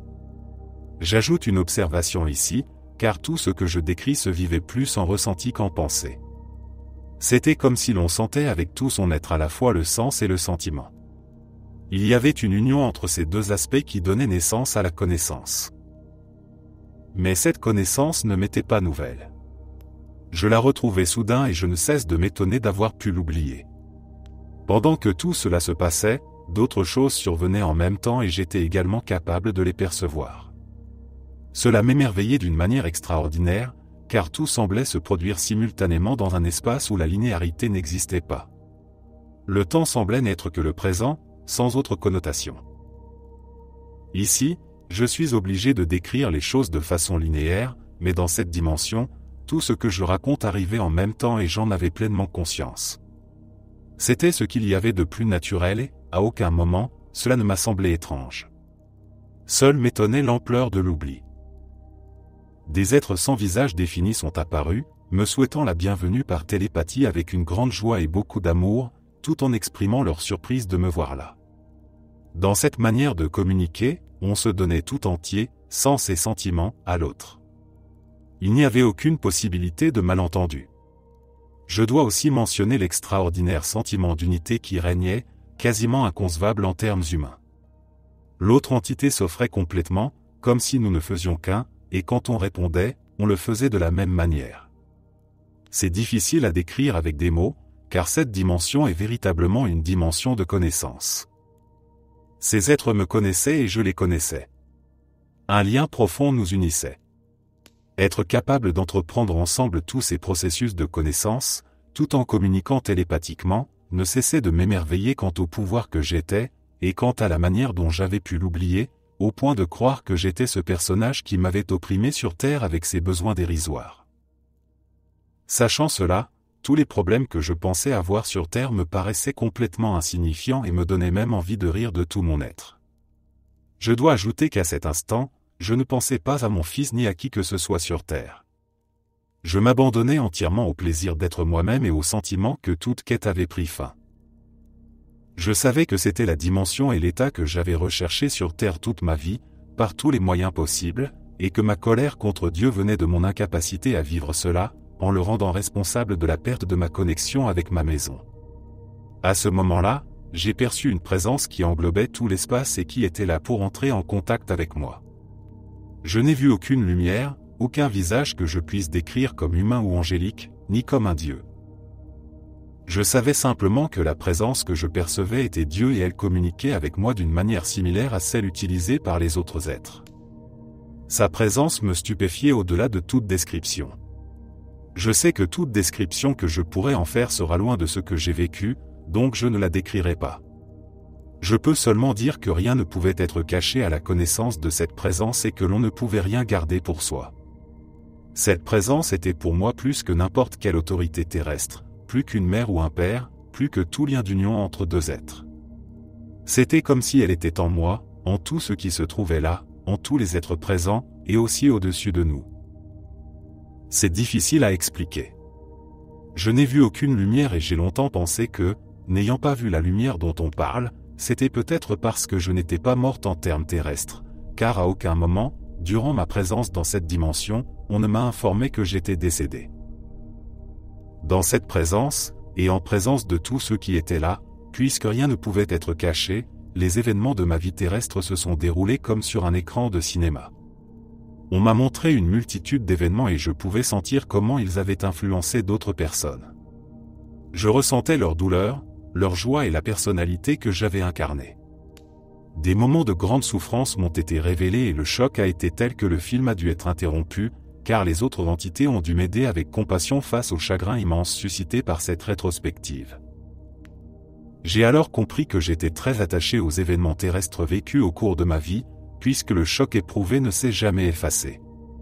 Après cette vision, on m'a fait comprendre que je n'allais pas me souvenir de cette revue, car ce que j'avais vu ne m'aiderait pas et ne ferait que me nuire, et que cela me serait révélé au moment opportun pour mon évolution.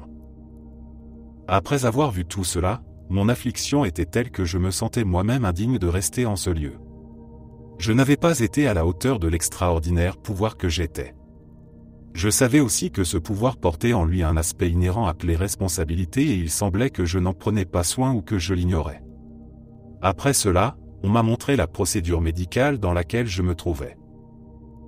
Elle n'avait aucun caractère altruiste et, de cette manière, beaucoup de souffrances étaient créées pour des personnes qui ne pouvaient pas avoir d'enfants, car tout se faisait au nom du matérialisme.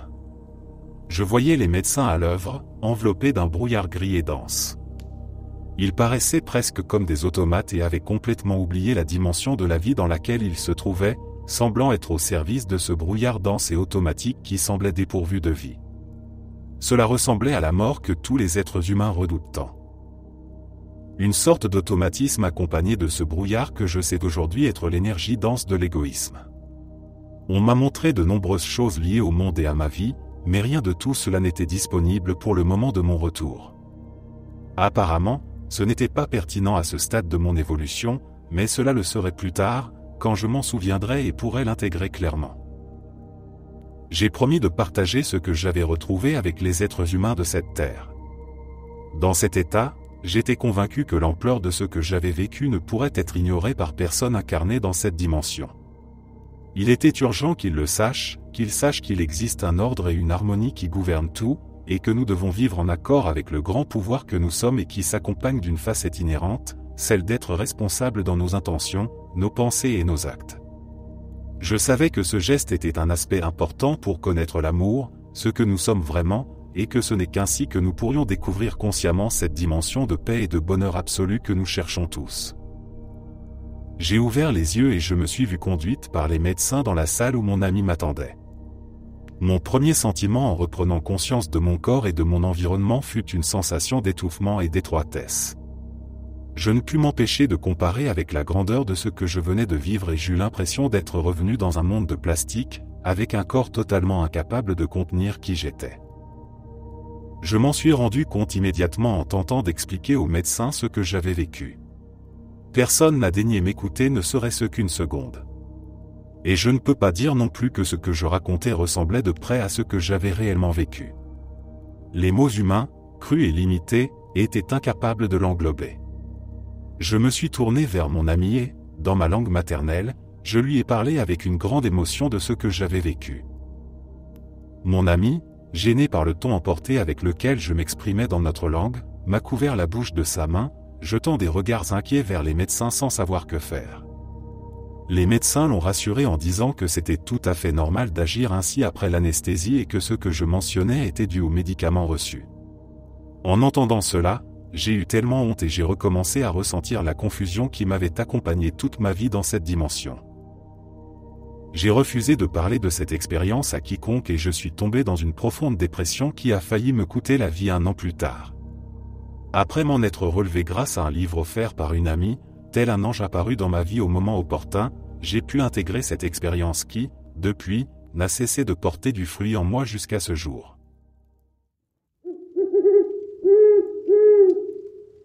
Merci d'être resté jusqu'à la fin. N'oubliez pas d'aimer la vidéo, de vous abonner et de partager vos propres histoires en commentaire. On se retrouve demain à la même heure devant ce feu.